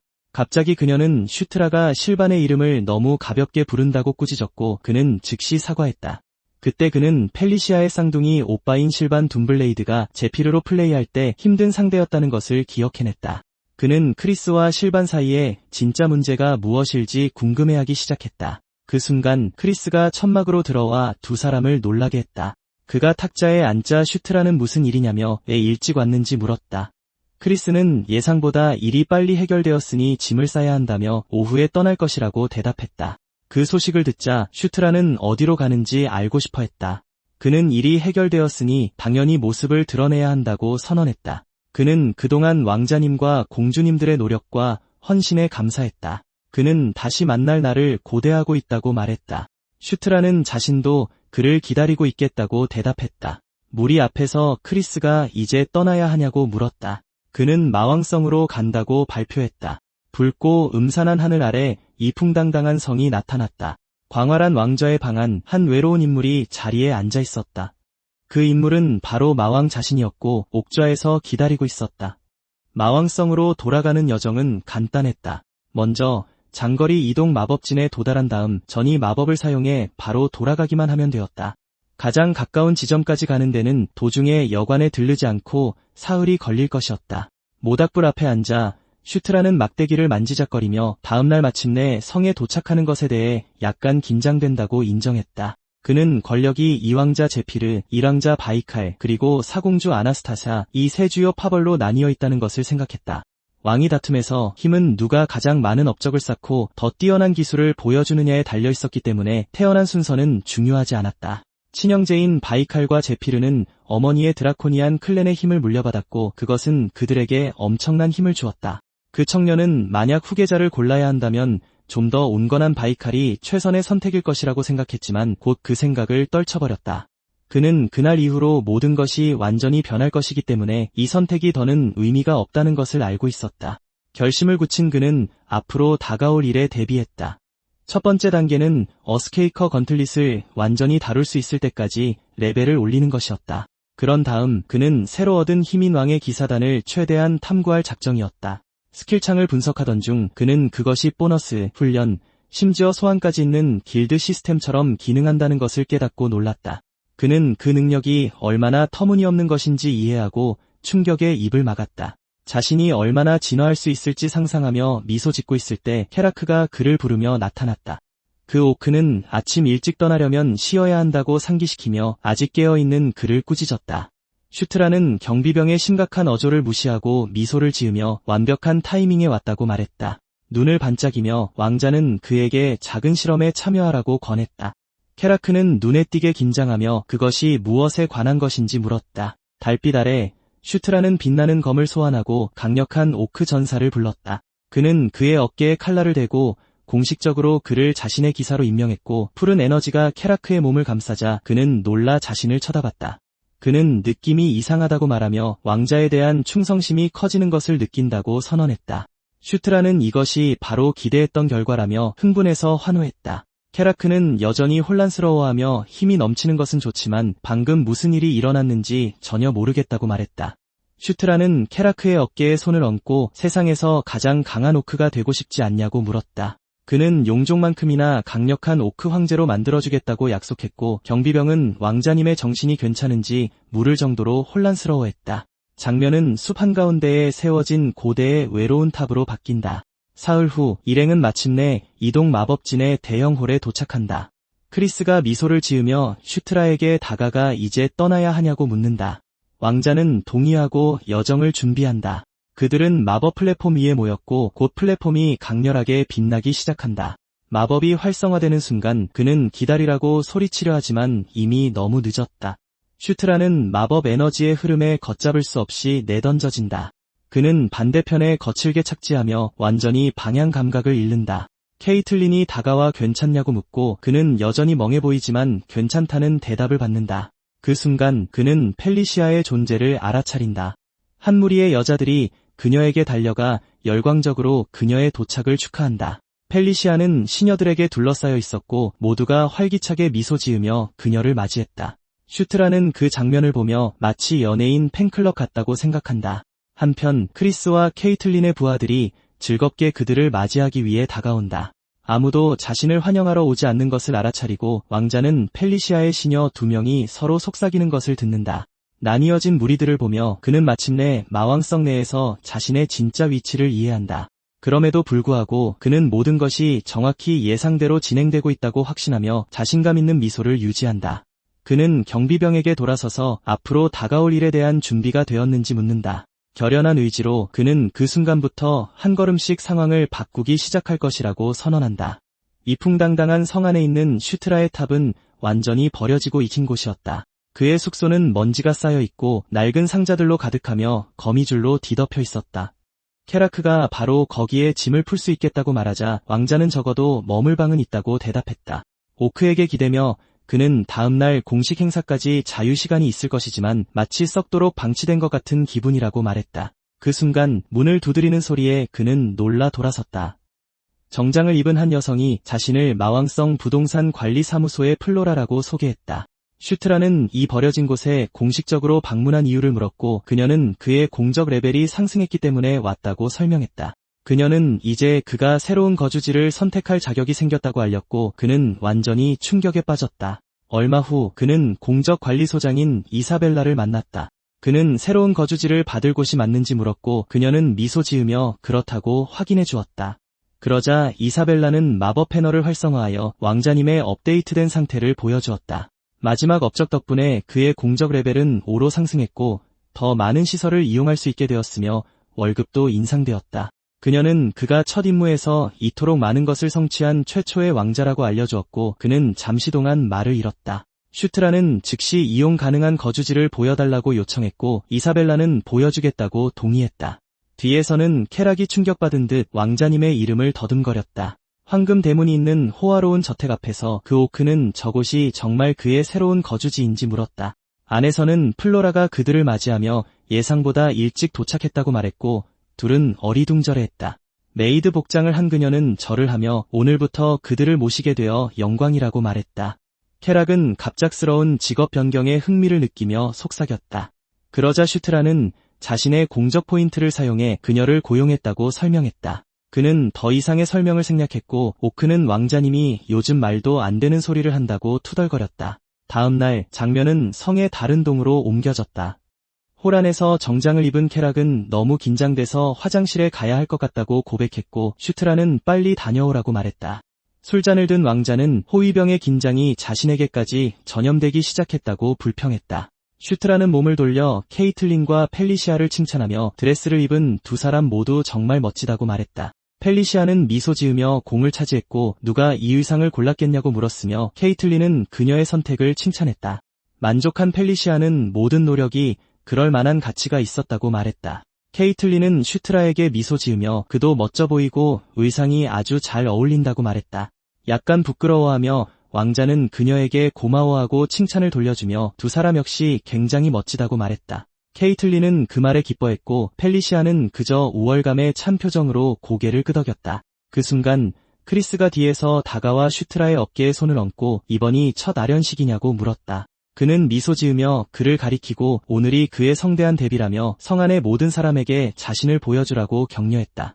슈트라는 자신감 있는 표정으로 동의하며 미소로 답했다. 거대한 문이 그들 앞에 열렸을 때 그는 누군가는 자신의 업적을 단지 행운의 일격으로 여길지도 모른다고 생각했다. 그럼에도 그는 곧 대연회장의 모든 시선이 자신에게 쏠릴 것을 알고 있었다. 일행은 진지하고 결연한 표정으로 왕좌를 향해 걸어갔다. 슈트라는 그곳의 모든 이들이 한때 경멸했던 쓸모없는 왕자에게 마침내 주목하게 될 것이라고 확신했다. 그들이 왕좌에 다가가자 크리스가 가장 먼저 무릎을 꿇고 자신을 소개하며 마왕국의 위대한 통치자 앞에 공식적으로 자신을 알렸다. 위압적인 왕좌에 앉아 마왕 미트라는 조용히 일행을 관찰했다. 그의 옆에 있던 한 관리가 왕자들과 공주들의 업적에 대한 보고 시작을 선언했다. 슈트라는 아버지의 모습을 응시하다가 약간의 떨림과 함께 중요한 세부 사항을 잊었다는 것을 깨달았다. 왕은 그 성에서 결코 과소평가해서는 안 될 유일한 인물이었다. 그 순간 압도적인 압박감이 그를 덮쳐 그의 눈이 커졌다. 왕의 존재만으로도 그는 무릎을 꿇게 되었고 몸이 언제라도 산산조각 날 것 같은 기분이었다. 그의 마음속에서 정복하라고 명령하는 목소리가 나타났다. 그 기억은 그 또한 왕임을 확인시켜주며 메아리 쳤다. 마왕이 빛나는 눈으로 그를 쳐다보자 그 목소리는 저 시선을 극복하라고 지시했다. 얼굴을 일그러뜨리며 슈트라는 압박을 견디고 자신의 의지로 그것을 지배하기 위해 애썼다. 황금빛 아우라가 그의 몸에서 폭발하며 주위의 어둠을 밀어냈다. 강렬하게 빛나는 눈으로 그는 이것이 바로 정복의 진정한 힘이라는 것을 깨달았다. 마왕은 약간 놀란 표정으로 그를 지켜보았다. 높은 왕좌 위에서 통치자가 그의 이름을 부르자 펠리시아, 크리스, 케이틀린은 그가 버티는 모습에 완전히 충격을 받아 그를 쳐다보았다. 슈트라는 여전히 무릎 꿇은 채 고개를 들어 아버지의 시선을 정면으로 마주했다. 그러자 마왕은 그의 미래 정복을 간절히 기다리겠다고 선언했다.